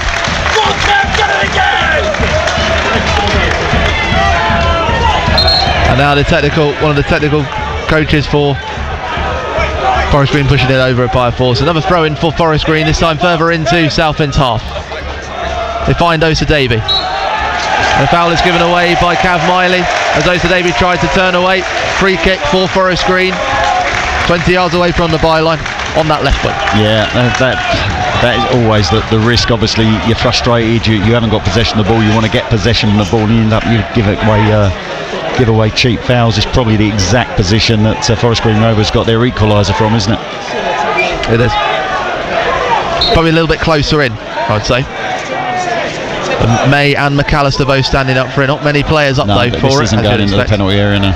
McAllister putting across May into Circum. It's in the middle of Southend's half. Robson, 4 minutes of his second period of extra time played. McAllister ghosting past Pia Forson, now into the penalty area, puts it across to May, but just in front of him, and Gubbins able to intercept. Southend can try and counter through Bond. Osa Davey wins it back, but it comes off of Pia Forson. In the end, it will be a throw-in for Forest Green, as the fans crowd for Forest Green Rovers grow in volume. Maybe just that hope. A little bit of hope slipping away for those Southend fans on that far side under the floodlights, but these Blues will keep on fighting. 2-1 down, just over 10 minutes to go of extra time. Circum takes possession. This man who put in the cross for that second goal. Cardwell might go for that second ball. Taylor is dragged to ground by Cardwell as he keeps it in to be a free kick for the Blues. Referee not saying anything. Harry Cardwell running away with the ball. Thankfully for him, he bowled it back a little bit late. The referee not doing anything about that, although he just had a few words with Kevin for holding on to the ball. Header from Moore Taylor ahead of Macaulay Bond, who shakes his head in frustration. Yeah, it's not the best ball. It's for a centre half. It's landing on top of your head. You haven't got any movement to get to the ball and get you jumping, and he knows he's going to get clattered. Macaulay Bond, I think that's what he was. He was a bit frustrated. Scott Morris's throw into Bond, and he gets the angle all wrong to try and feed in Bridge, and it will go out. So Forest Green with the throw in. Scott Morris trying to pull his socks up and go again. Complete darkness around the hills of the Cotswolds. That sun set as it's setting on Southend's 2024-25 season. We hope not. But they're down 2-1 at the new lawn. Comes off Osa Davey, so it'll be a throw in for Southend on that right wing. Scott Morris with the throw in. Fans in front of us want it taken further back. Scott Morris will lift it into Miley. Excellent control, but it has just gone out under the pressure of Robson, so it will be a throw in for the home side. Yeah, disappointing. Cav had made a decent run. He had a heavy first touch, didn't he? It was running out of play. Tried to keep it in, but the linesman deemed it had gone out. It was a little bit touch and go from what we can see from here. Cav Miley's been here before. Lost out in the semi-finals. I think with what we got 8.5 minutes to go in the second period of extra time, I'd like to see the ball put into the mixer a little bit. That's where you're going to score your goal. Blues are playing around with it in the middle of the pitch, getting it stolen off and get get this Forest Green side under a little bit of pressure in their own penalty area as much as they can. Clever from Bond to get possession back for Southend inside Forest Green's half on this right wing. Morris trying to give it to Bridge, but too much on it. And they won't find it like that. Goal kick for Forest Green Rovers. That's what I mean, load the penalty, just stick it in the box from here, load the penalty area up and stick it in. What's the worst that can happen? It might break for one of your players. You're trying to play an intricate ball into a channel when you're desperately trying to hunt down a goal, and he plays it straight out of play. Kyle McAllister's evening comes to an end. He is replaced by Tom Knowles. 107 minutes played.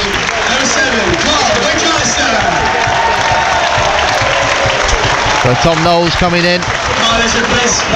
Hasn't scored a goal for Forest Green since October. Joined from Walsall over the summer. Maybe known to Chelmsford City. Spent time of the 2019-20 season on loan there. 24 appearances, 5 goals. Southend will hope he doesn't get on the board here. Forest Green on the attack on the left, but Osa Davies touches heavy. Taylor for Southend gives it back to Hayes. First time looking for Bond.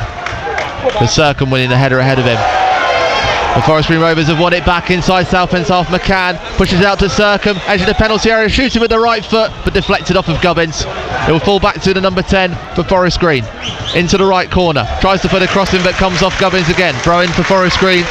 5 metres away from that right corner flag. Yeah, good defending. He was isolated, wasn't he, Joe Gubbins? He managed to get the first block in on Circum strike, and then at the presence just to work him out all the way out to the byline.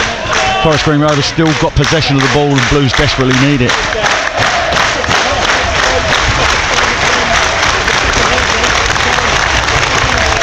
Not long left now.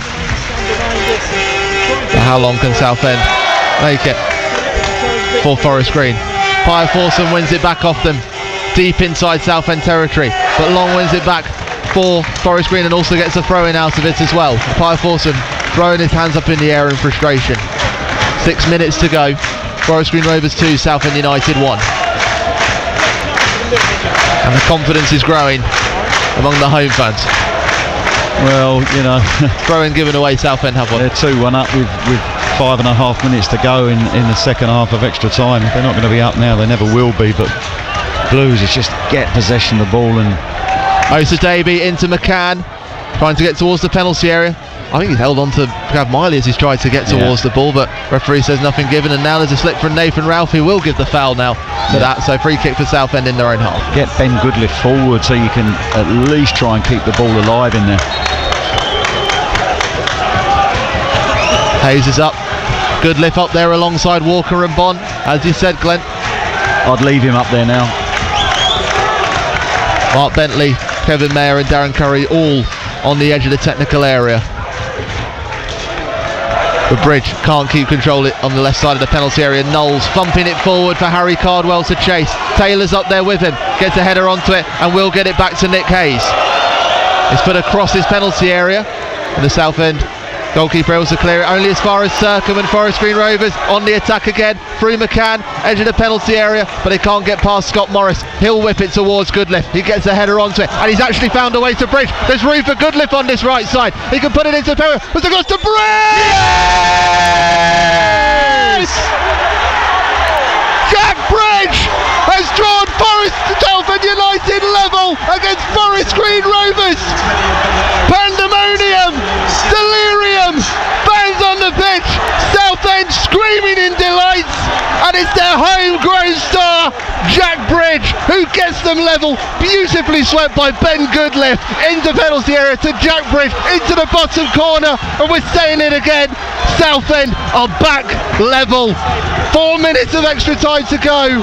Forest Green Rovers 2, Southend United 2. Glenn Pennyfather, wow. Get Ben Goodliff forward. I told you, he won the initial header that was played forward. He's flicked it inside to Bridge. Bridge has then played a ball. Goodliff, who done his hamstring half an hour ago, has gone down the right hand side, squared it at Jack Bridge, and Jack Bridge just stroked the ball into the bottom right hand corner, left hand corner, away from the outstretched hand of Ted McCann. Absolutely amazing. Wow. Where's your heart rate right now? Oh my gosh. Southend season is still alive. Oh my gosh.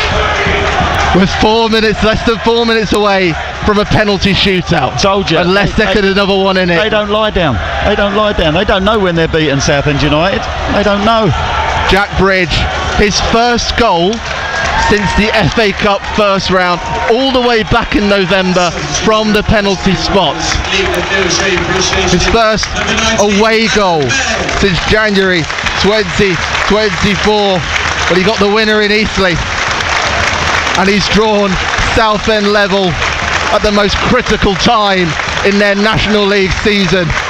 And all of a sudden, the Southend fans are singing with delight. There's a substitution for Forest Green Rovers. Adam May comes off and Harvey Bunker comes on. That's their fourth substitution. And all of a sudden, you could see all the Forest Green Rovers had all the heads went down. And Southend back. Osa Davey tries to get them going. But 2 minutes, 10 seconds away from a penalty shootout. It stays 2-all. Scott Morris winning a header. Cardwell can't give it. It's a throw in for Forest Green. Have you ever seen anything like this for Southend United, Glenn? Throw in for Forest Green, who all of a sudden they want to throw people forward. Innes is up there now. They've got to be careful of him.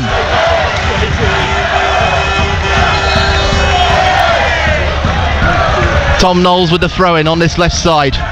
90 seconds of the second period of extra time left here on BBC Essex Sport with me, Warren Muggleton, and former Blues midfielder Glenn Pennyfather. Knowles with the throw-in. Big header from Ben Goodliff, towering above everybody else, but it will fall to Knowles, who will shoot outside the penalty area, no way through.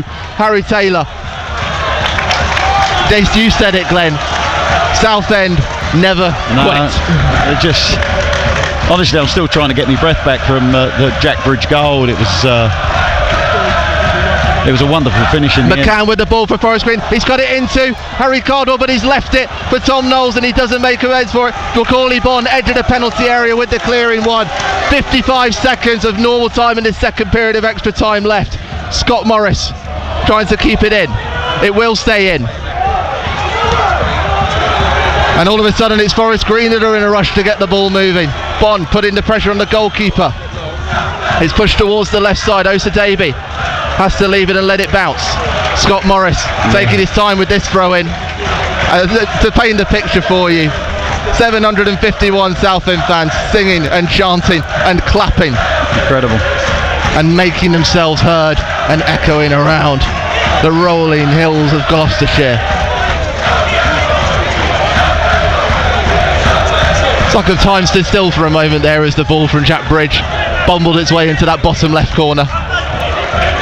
And Kevin Mayer and Darren Curry, they were down the wing in front of us as well. 2 minutes of stoppage time in this second period. If I could have got on the pitch, I would have done. You would have. Oh, it's difficult. We're basically locked in this press area. Yeah. Good It's a tight fit. Very good job. Scott Morris with the throw, trying to find Bon, but doesn't. Miley getting a boot on to get there ahead of Harvey Bunker. It's still in the penalty area. Josh Walker, it comes off his back, so it'll be a goal kick for Forest Green. And how long we're going to have, Warren? He's just about to put it up. We've already seen it. It's 2 minutes. Oh, was it 2? It's 2 minutes. Oh, how did I miss that? It's too exciting. Too exciting.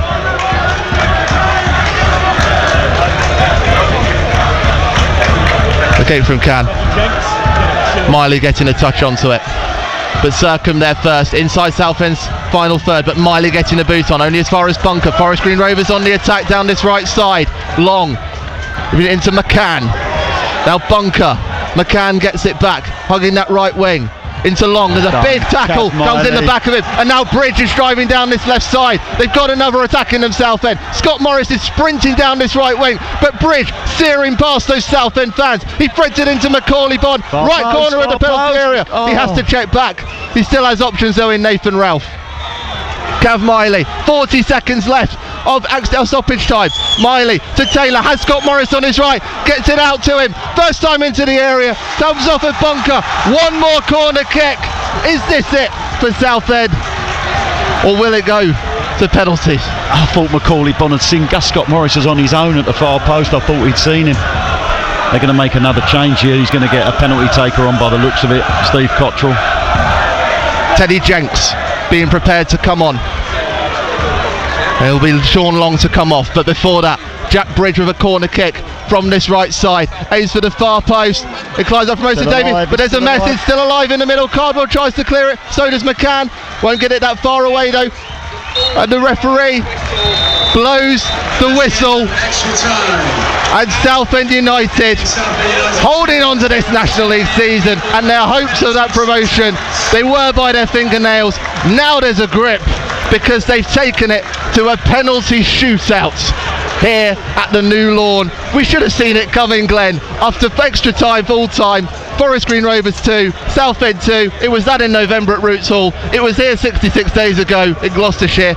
We should have seen it coming. What was all that excitement about? Oh, incredible from Blues. The resilience they showed, the character they showed to pick themselves up again. We see it last Thursday, we've seen it other times this season, and we've seen it again tonight. Absolutely magnificent. And tell you what, whatever happens now on, before these penalties are taken, whatever happens, Blues fans got given their football club back just over a year ago. They should be so proud of this set of players and this management team, because what they've done this season to get their club where they are today, with a penalty shootout, trying to get into the Wembley final against Oldham Athletic to get back into the Football League, I think for me is quite remarkable. As an ex-Southend United player and as now as a fan, you know, to see them in this position is absolutely amazing. As I said, whatever happens in this penalty shootout, everybody that's connected with Southend United should be proud of this team and management. They are in a huddle right now. Kevin Mayer giving them the instructions, the motivations, with those 751 fans in front of them. I know there's plenty at Roots Hall listed as well. Let's take it back to Victoria Polly very quickly. An imminent penalty shootout. Southend United, they are that far away from a trip to Wembley. Essex is waiting in anticipation. We will take you through that penalty shootout live here on BBC Essex Sport. Evening to Frank, Nemo, who have been in touch on the messages. Let's just quickly find out how Roots Hall is feeling ahead of the shootout. Henry Godfrey-Evans.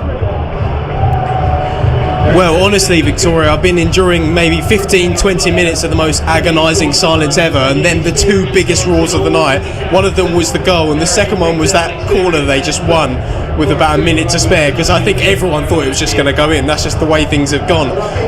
And honestly, I think even though it was going really, really badly, and then the play was going all slow, we've been here before, haven't we? This is what happened last time. I'm very much looking forward to penalties, and I think everyone in here is too. Henry, thank you very much. Let's head back to the New Lawn. Southend United never know when they're beaten, and it's penalties to decide who will make it through to the National League playoff final. Warren and Glenn, over to you. Thank you, Victoria. Gus Scott Morris has gone over to those Southend fans, and he has got them riled up for this one. He said in his press conference they've been looking forward to this. The confidence is high in the team. The Southend steam train has been rolling its way through the fixtures. Kevin Mayer giving a wave to friends and family, I guess, in the stand, and it's taking them right to this moment. A penalty shootout. We've taken to our right in front of the North Stand at the New Lawn. Glenn Pennyfeather, Josh Walker stepping up first very quickly. What's he been saying? What did you say to players in this scenario? Listen, whenever you get that, you've got your penalty takes. I'm sure they've been practicing. One thing I always got told: never change your mind. Make your mind up. Take your penalty. Stick the ball where you've decided to put it. We're going to see, is Nick Hayes going to be the hero for Southend United tonight? First up, Josh Walker for Southend. Up against Ted Can. It'll be right-footed, and it's saved by Ted Can. He aimed for the bottom left corner, and Can guessed correctly. Southend missed their first penalty of the shootout, and who's going to step up next? The former Blues man, the top scorer last season, Harry Cardwell. Wasn't the best penalty, you have to say that, from Josh Walker. Low down to the right, not really in the corner. It was a decent save by Ted McCann, not the best penalty in the world by Josh Walker. Harry Cardwell to step up for this one. He's had his troubles at Forest Green Rovers since he moved. He steps up. It'll be a right-footed Hayes dancing on the ground. A little shimmy and a step and into the right corner from Harry Cardwell. Nick Hayes went left, but Cardwell stuck to his guns, and he has found the net against Southend this season. It's come in this penalty shootout. Forest Green leading 1-0. Yeah, decent penalty from Cardwell, to be fair. Lots of power behind it. Sent Nick Hayes the wrong way, opened his body up, went into the right-hand side of the goal. As you look, decent penalty from Cardwell. Jack Bridge and his bright red boots. Scored penalties this season already, the latest in the FA Cup against League One Charlton Athletic. Right footed, left corner, brilliant from Jack Bridge, brimming with confidence, back to his best. Yeah, good penalty from Jack Bridge. Just lifted it, didn't he, over the dive of McCann. He chose the right way again, the goalkeeper, but Jack Bridge just lift the ball enough into the side netting, really, way to the left-hand side of the goalkeeper as you look. Tom Knowles to step up next. Nick Hayes taking his time. He's behind the net at the moment. I'll be looking at his water bottle. Tom Knowles last scored back in October for the Green Army. Yeah, another right-footed one, and it's off the crossbar. It ricochets off the crossbar. Nick Hayes blows his cheeks out, and Southend celebrate. 1 penalty scored each, 1 penalty missed. Yeah, I thought he looked a little bit nervous walking up. Tom Knowles, it was a slow walk. He put the ball down, step back, and he's gone for power, but just lifted the ball far too high. Cannons off the crossbar and away to safety. Nick Hayes hasn't had to make the save, but it's level 1-1. Joe Gubbins stepping up. His last start for Southend came in the win against Oldham back at the end of March. Came on for a cameo against Rochdale last week. Now he steps up for the 3rd penalty of the shootout for Southend. This will be left-footed into the right corner. Tom Hupper on the bench would have been proud of that one, and the Southend fans' delight as they're back in the lead in the shootout. Wonderful pen, Joe Gubbins. It's all about being confident as a penalty taker. If you're out there and you want it, you step up and go, yeah, I'll have it, being confident. And Joe Gubbins, well, he looked pretty confident, didn't he? And he's whipped the ball across the face of the goalkeeper into the right-hand side of the goal as we look low down into the side netting. Great penalty from Joe Gubbins. Pressure back on Forest Green. Charlie McCann steps up, the former Manchester United and Rangers youth man. Ever so impressive for Forest Green this season. 11 goals. He steps up against Nick Hayes for the 3rd penalty for Forest Green. Right footed into the top left corner. He's shown his experience there. Cool as you like. And it's brought them back level 2 all again after 3 penalties each. Yeah, got his hand to it, didn't he? Got a little bit on it, to be fair, Nick Hayes, but just lifted it enough, McCann, to beat the hand and nestle in the net to the left-hand side, of the goalkeeper.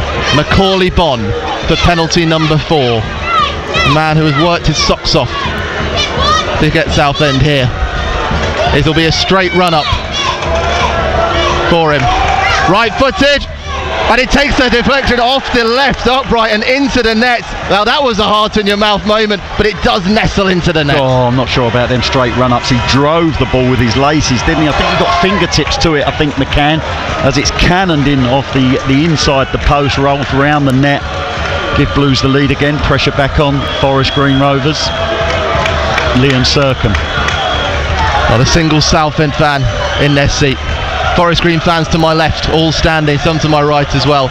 Liam Sercombe standing up for them. Takes a deep breath. Right-footed, and it's over!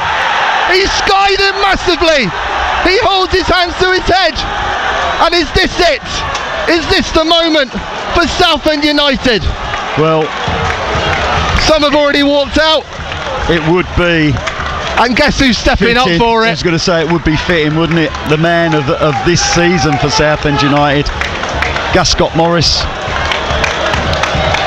Penalty shootout stands at 3-2 with Southend to take. If he scores this, Blues to Wembley. He's sending Southend United to Wembley. Kevin Mayer can't look to my left. Mark Bentley with hands on his head. Come on, Southend standing. Scott Morris right. Yes! Just listen to that! He's just been tackled by a supporter as well. Southend fans on the pitch.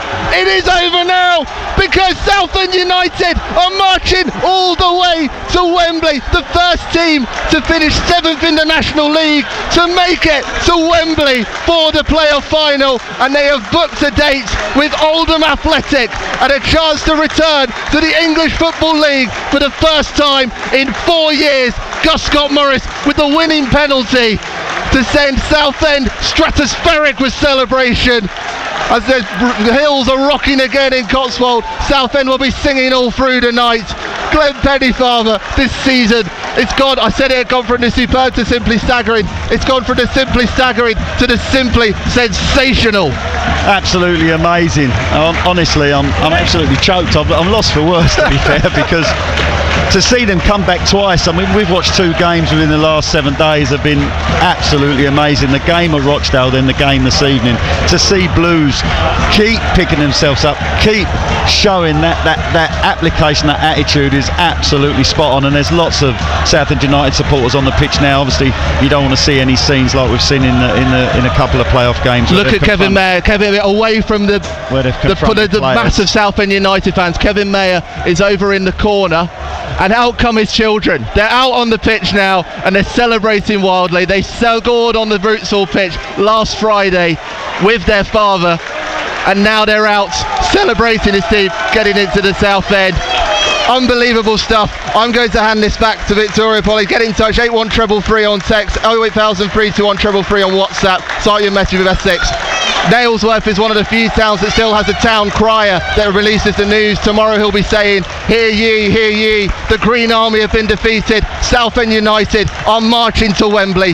Full time, after extra time 2-2. Southend win 4-2 on penalties. It's the early hours of October 15th, 2012. A fire tears through a family home in Harlow. It killed a mother and her 5 children, leaving behind the father.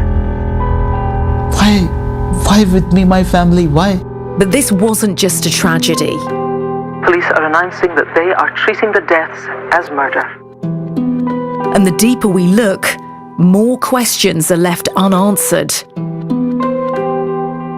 From Crime Next Door, who killed the Shakors? Listen first on BBC Sounds. BBC Essex Sport. Wow.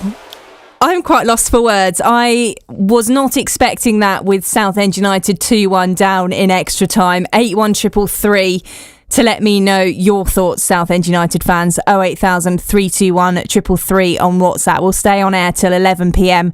to reflect this for you here on BBC Essex Sport. It sounded absolute pandemonium at the New Lawn when Gus Scott Morris hit that winning penalty in the penalty shootout. We will get reaction from Roots Hall as well, if we can, to find out what the reaction was like from the fans who've been watching on the big screens at South Essex. Henry Godfrey Evans is there for us, so we'll cross to him as soon as we possibly can. Your messages already coming into us. This one from Alan says, what drama, well done Southend, one more win now, good luck at Wembley. Alan on his way to Trent Bridge for the cricket tomorrow. Nemo says, this season has all been down to the penalty shootout. Old Jack Bridge, come on. I think that was after the Jack Bridge goal when in the equaliser there. Macca in Eastwood says, fantastic result, performing heroics again in a penalty shootout, even after missing the first one. I have to say, when that first one didn't go in. Again, Southend just don't know when they're beaten.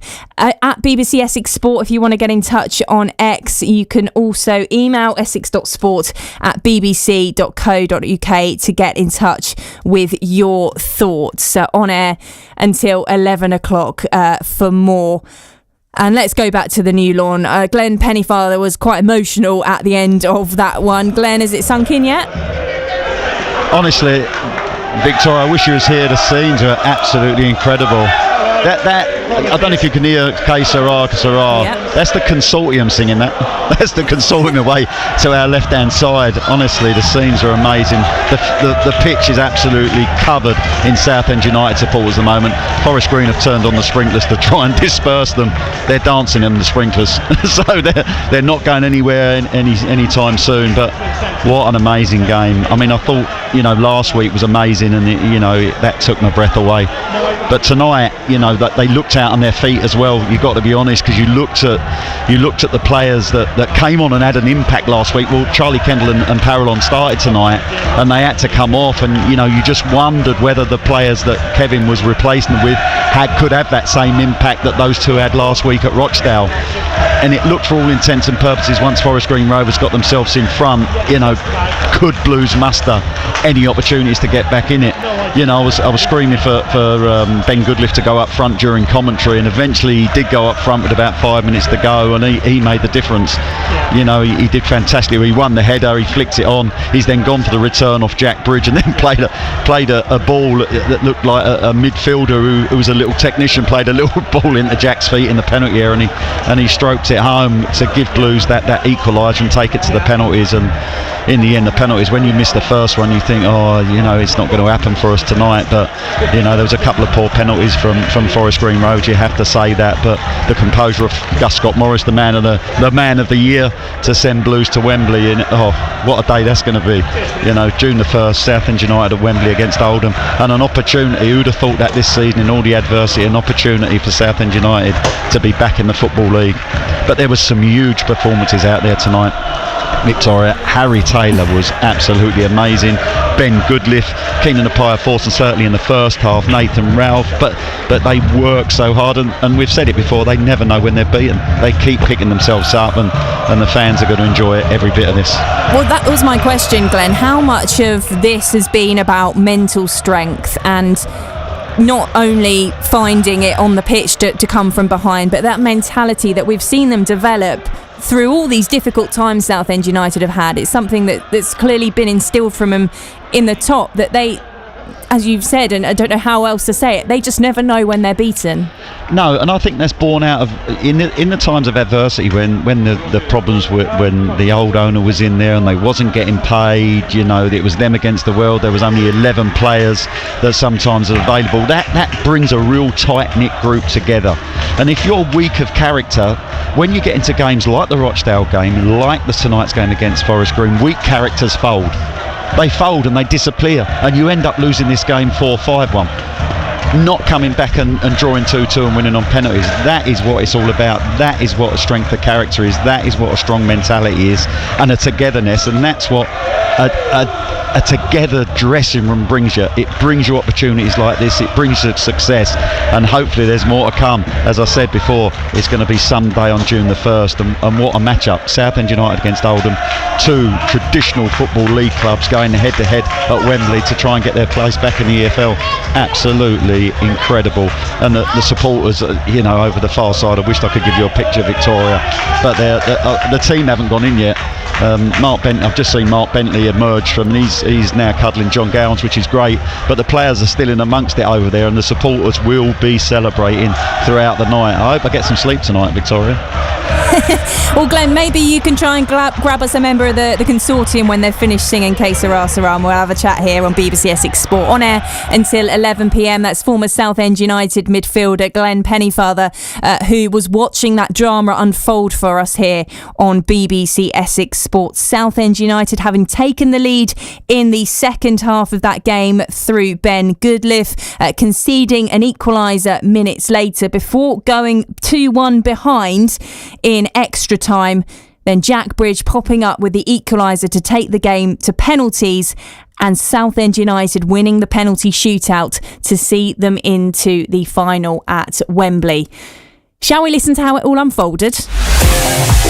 BBC Essex Sport.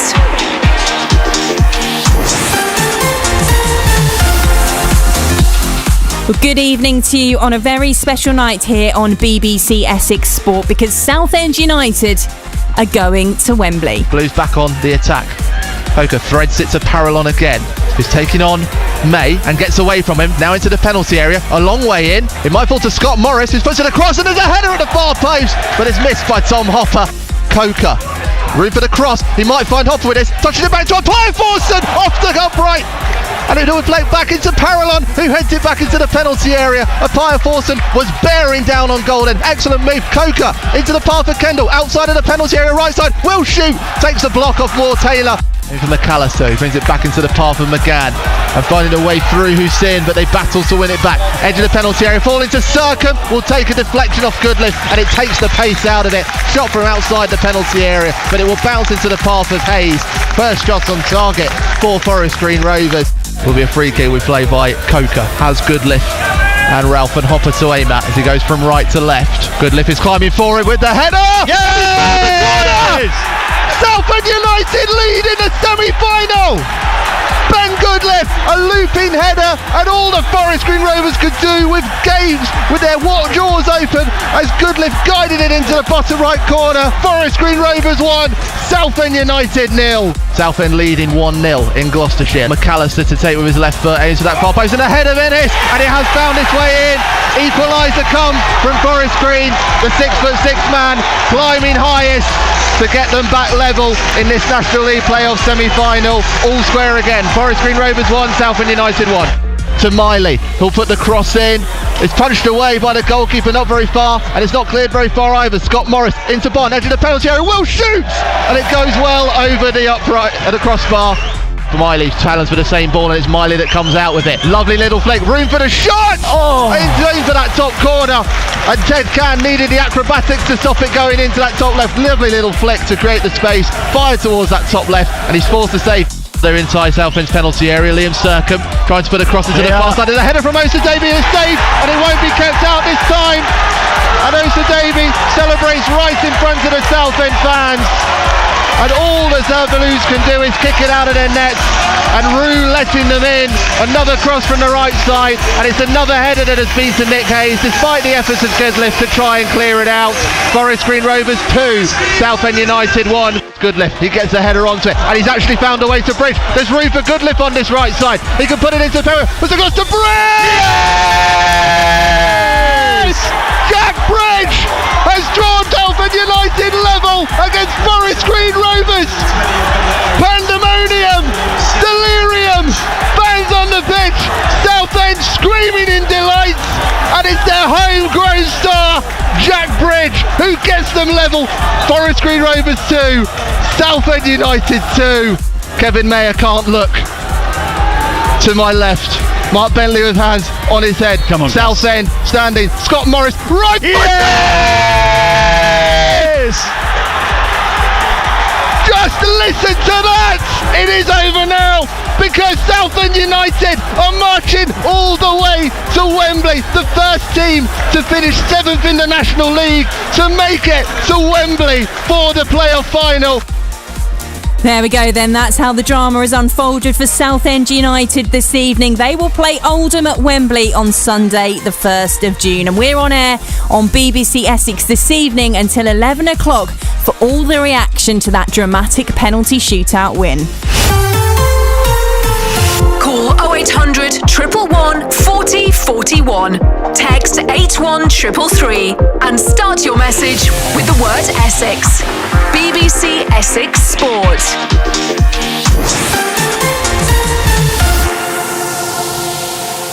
It's 20 to 11. Thanks to your messages already coming in. Frank's been in touch, says, what a game. Didn't have the chance to go to Roots Hall tonight. Gutted I couldn't make it. Well done to the lads.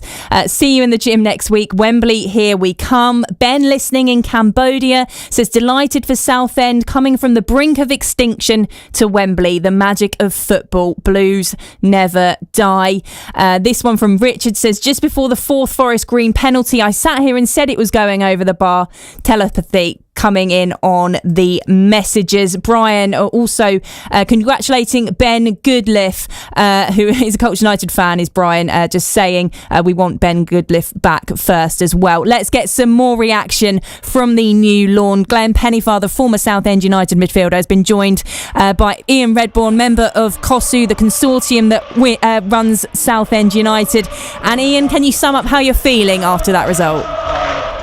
Over the moon. I mean, it's exceptional. The boys have played so well. I mean, it's exhausting, but we just don't know when to die. We are an incredible team. Did you always believe, even when Southend United went 2-1 down, when that first penalty didn't go in, did you always believe there was a way back for Blues? Absolutely. I mean, we've been playing really well. I mean, the team have just excelled themselves. The energy's there. They don't give up. They just never give up. And we have the belief. We just believe we're going to go and do it now. This is it. This is our moment.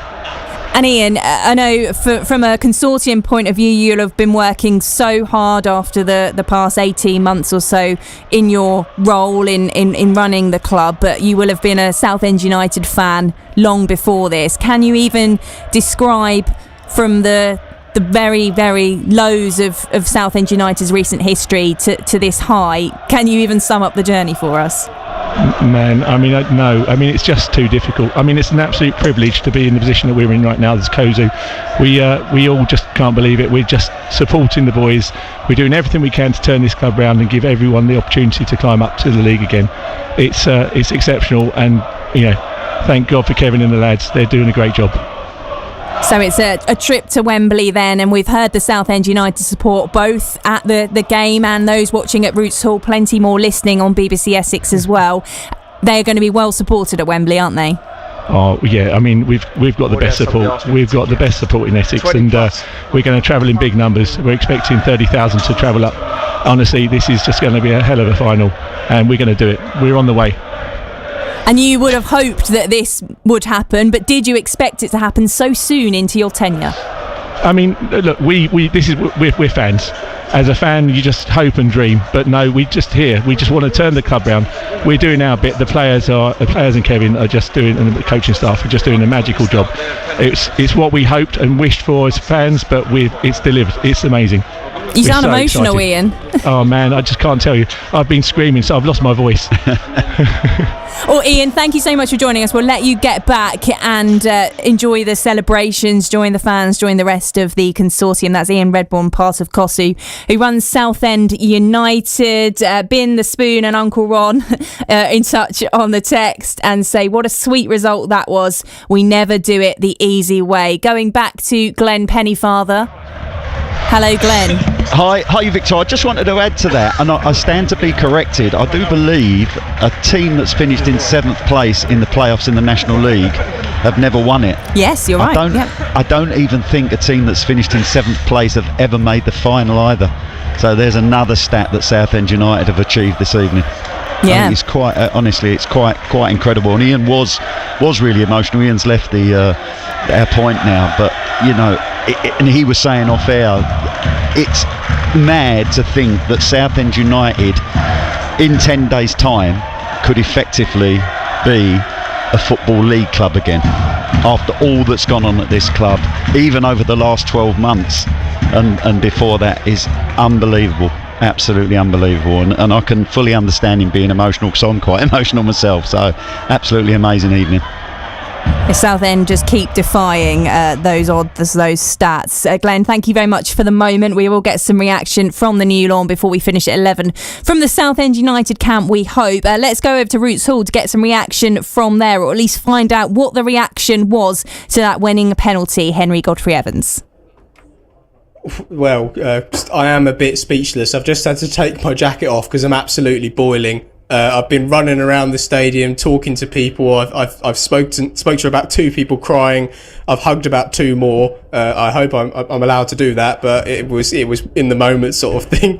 But it's been absolutely crazy. And when you go and talk to the individuals, you can see what it means to them. Like there's red in their eyes. They've gone through so much in the last couple of years, and it all comes to this. This is the pinnacle, and Wembley beckoning. I'm so happy for them.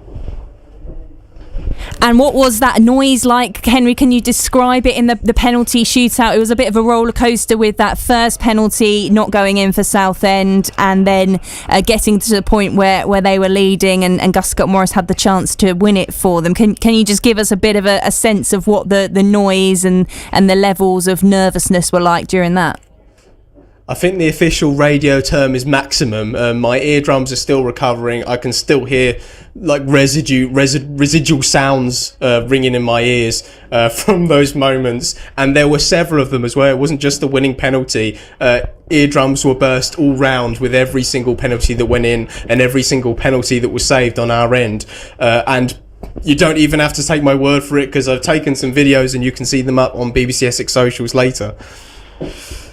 Henry, thank you very much. For now, Henry Godfrey Evans has been watching at Roots Hall, and there are some videos of the reactions from there that you can see now on the BBC Essex socials. You can head to BBC Essex Sport as well. So do check those out for the reactions from the fans here in South Essex. If you want to get in touch with your reaction, 81333 on the text, 08000 321 333 on WhatsApp. Start your message with the word Essex. Friday evenings from 7 with Angel Joseph. Friday, the best day of the week for me. Nandi Bushell finally making it in. Yeah, don't get me wrong, I love being known as the little drummer girl, but you know, I'm 15 now, and I just want to just show that I'm more than just a drummer, and that I can play all these instruments. I can write meaningful songs that people vibe with. Black people are now embracing our hair, which wasn't something that we were doing when I was growing up. That is quite a significant change. And it was later that I decided to open up the hair salon, because as a black woman there wasn't somewhere where I could go. BBC Essex. BBC Essex Sport. Good evening to you, Victoria Polly with you on BBC Essex Sport after a penalty shootout win for Southend United to see them through to the National League playoff final at Wembley. They've beaten Forest Green Rovers after a 2-2 draw in extra time. Gus Scott-Morris with the winning penalty for Blues. Evening to our fans who are getting in touch at BBC Essex Sport. James says, congratulations, battled back well and held your nerve. Simon says, get in there, we're going to Wembley. That's my holiday cancelled on the 1st of June. Matt says, get in, see you at Wembley. Getting in touch online as well, 81333 if you want to let me know your thoughts as well. 08000 321 333. Brad says, superb commentary listening in the Dominican Republic. I bet that was a nervous one as well. Lots of you I'm struggling to get through them because there's so much going on at the moment, but really enjoying listening and reading your thoughts on this win for Southend United to Wembley. What a 12 months, 18 months plus it's been for Southend United, and the turnaround, and now from the brink of extinction on the brink of a return to the Football League. It's been quite something to cover here on BBC Essex Sport. The reaction is still to come from the new lawn. We're going to stay on air till 11 o'clock to bring that to you. Don't forget, we'll have even more for you on BBC Sounds, and as I mentioned, those videos going up on the BBC Essex socials account as well, Facebook, X, Instagram, the places to check those out if you want to see them. So Oldham will be the opponents come Sunday the 1st of June, and we will bring you all the details of our coverage that we will bring you on BBC Essex Sport as soon as possible. But to know that as we've been through every step of the season, every step of the on and off field antics for Southend United, we will be there to bring you that one live from Wembley. Let's just see if we can go back to Glenn Pennyfather, who's still at the new lawn. Are the celebrations continuing there, Glenn? They are just leaving the ground now. They've probably 50 odd stewards over there ushering the Southend United supporters out in the far side of the ground. I can still hear them making noise as they're going down the road. They're still singing. I think they're going to sing the night away, and you can imagine what the song is, Wembley, Wembley, and obviously they're certainly going to look forward to that. But yeah, the celebrations are going to go on long into the night, I would imagine. There's going to be a few sore heads in the morning. And I know we're still celebrating this win and letting that sink in, but Oldham at Wembley, it's doable. It's possible for Southend United. Oh, of course, yeah. I mean, Blues against Oldham this year. I thought they was better against Oldham earlier in the season up at Boundary Park, and it was pretty even game at Roots Hall as well. So I mean, it's one of those, isn't it? Oldham have hit some momentum as well, the same as Southend United have. It's going to be one heck of a game. Oldham looked a good side, didn't they, the last night against York City, and we know how good York have been this season, and they'll be expecting to go to Wembley and do well. One thing it's going to be a huge crowd. It's going to be a great spectacle and a great advert for the National League. So I would imagine there's going to be the best part of 50,000 people there, I would imagine, from the two clubs. So it's going to be a wonderful occasion. It really is. And as you say, who knows now? I mean, they're going to do it the hard way. But, I mean, it's been said a million times, Southend United never do it easier. Listening to Crowney earlier on saying Southend United never do it the easy way, and they're not going to do it the easy way this year. It's away at Rochdale now, away at Forest Green. Only the second time they've been defeated. I know it was on penalties, but it's only the second game they've lost here this season. So they boasted a remarkable home record, but Blues have come here and got the victory, and they march on again. And it's going to be another away game, but this time it's going to be neutral ground and it's going to be Wembley. So just amazing. So pleased for Kevin and in his testimonial year as well, and obviously Darren and Mark and the consortium, because you listen to Ian Redbourne. They're Southend United supporters primarily, and they just want this club to be back in the Football League and in the place they belong, and doing well in the Football League as well, not just getting out the National League and getting back into the Football League, but thriving in the Football League as well. And they've done so much good work already at this football club, and I'm sure there's lots more to come from them. And just on, you mentioned about Kevin Mayer being pleased for him in his testimonial year, how much he's done for this club as a servant. But of course, for him, when he was involved in playoff finals as a player, that was during the Millennium Stadium era. So he didn't get that opportunity at Wembley as a player. He'll now get that as a head coach. Yeah, absolutely. And not many players and managers get the opportunity to play or walk out as a manager or a head coach at Wembley, do they? And Kevin's now going to have that opportunity come the 1st of June, and it's going to be an enormously proud moment for him and his family, and for the football club as well. As I said, they've faced a lot of adversity over the last few seasons, and this year as well. Kevin will tell you himself, you know as well as I do, Victoria, there's still lots of work to be done behind the scenes. It's not easy, that the COSU have picked up the pieces. They're gradually doing it, but it's baby steps, as we know, and they're gradually trying to put things right. They've got to get the infrastructure right at the football club, and you can bet your bottom dollar they wasn't expecting this to happen this year, but you take it with both hands. And I'm sure there'll be some people saying, oh, it's going to be too early, Southend United go in the Football League, they're not ready, they're not this, but you take it with both hands. You'd bite somebody's right arm off for it, and I think COSA would do that. And I don't think, again, listening to Ian and talking to him off air, I don't think they can quite believe it either. I don't think Justin was here this evening, but I'm sure we could hear the roar from Australia if we listen carefully enough. Glenn Pennyfather, thank you very much for now. See you at Wembley. Try and keep me away, Victoria. I've already got my hotel booked. I'm on my way to Wembley. Glenn Pennyfather, thank you very much. Taking you through that form at Southend United midfielder. Let's head back to Roots Hall and find out what things were like, what the reaction was from the fans who are watching Southend United make it to the National League playoff final there.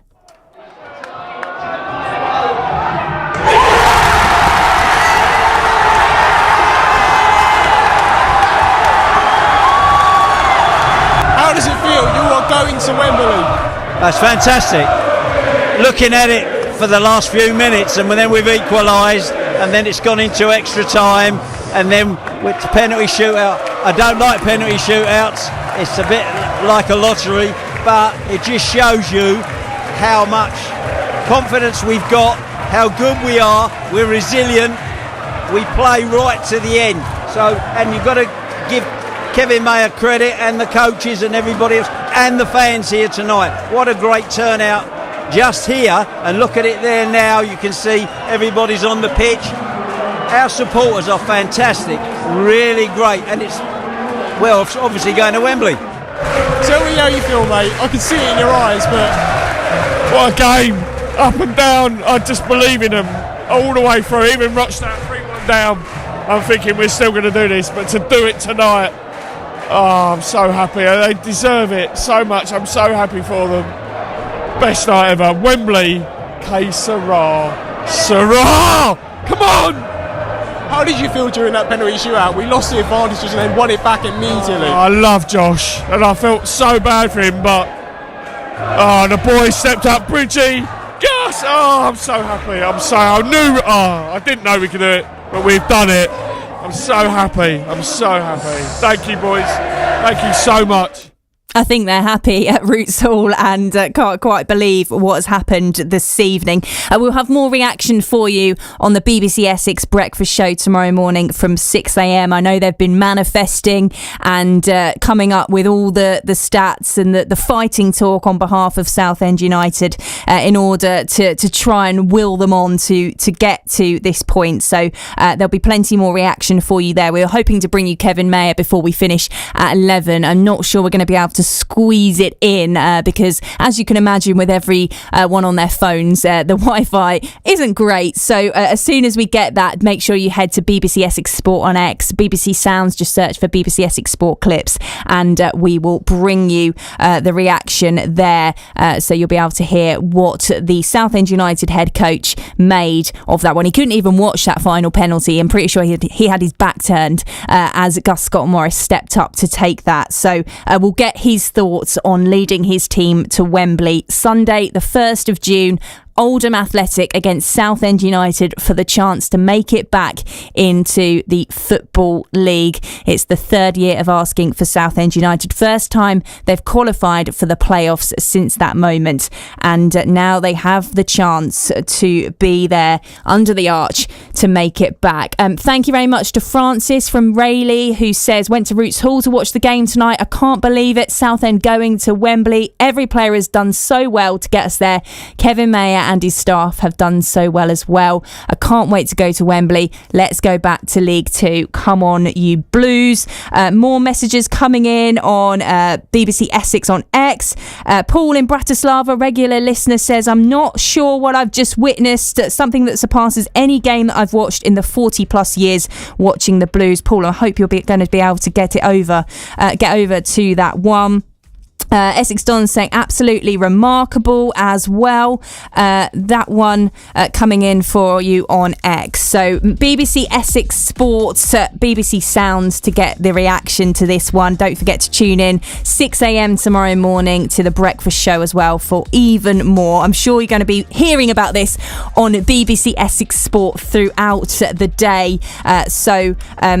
We'll have everything you need to know. It's hard to sum up what's happened this evening. Southend United in the National League playoff semi-finals, going up against a Forest Green Rovers side who had only lost once at home this year. Southend United having gone a goal up and then to go 2-1 behind, equalise through Jack Bridge, take the game to a penalty shootout in which they missed the first penalty, but they still come out as the winning side, and they will be going to Wembley in 10 days' time. Thank you to you for listening and for getting in touch with the programme. Thanks to George and the BBC Essex Sport team who have been on air this evening. We'll be back with you again on Sunday the 1st of June because the football season is not over yet for us here on BBC Essex Sport. For the side that almost 12 months ago didn't even exist, now have the chance to make it back to the Football League. Wembley awaits for Southend United on the 1st of June. Good night. Kevin Mayer can't look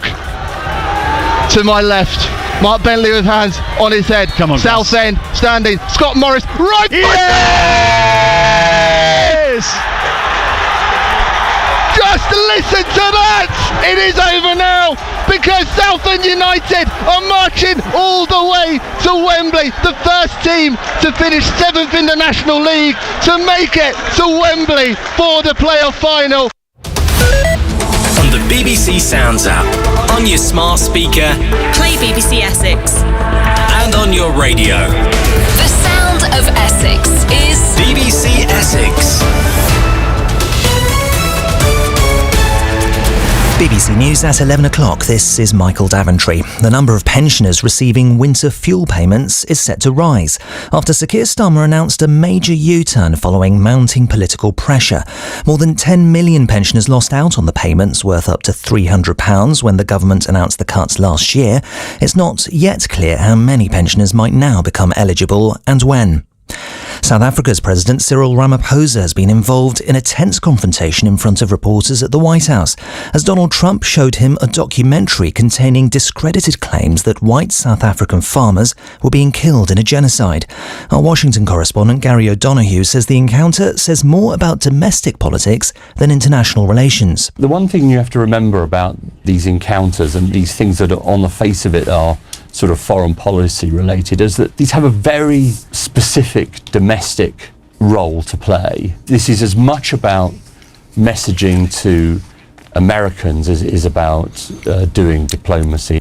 A member of the Northern Irish rap trio Kneecap has been charged with a terrorism offence. Liam O'Hanna, who performs under the stage name Mo Chara, has been told to appear in court in London. Police say the charge relates to the displaying of a flag in support of the proscribed terrorist organisation Hezbollah at the O2 Forum last November. Marks & Spencer has warned that last month's cyber attack will cost it £300 million. The retailer has also told customers to expect disruption to its online services to continue until July. The National Crime Agency has named a notorious cybercriminal collective as a key part of their investigation. Paul Foster, the head of cybersecurity at the agency, says it is one line of inquiry. We are looking at the group that is publicly known as Scattered Spider. But we've got a range of different hypotheses, and we'll follow the evidence to get to the offenders that have committed these attacks. Football and Tottenham Hotspur have won their first major trophy in 17 years by beating Manchester United 1-0 in the Europa League final in the Spanish city of Bilbao. The only goal came from Brennan Johnson late in the first half. It means Spurs have qualified for next season's Champions League, which could be worth tens of millions of pounds in fees, ticket sales and prize money.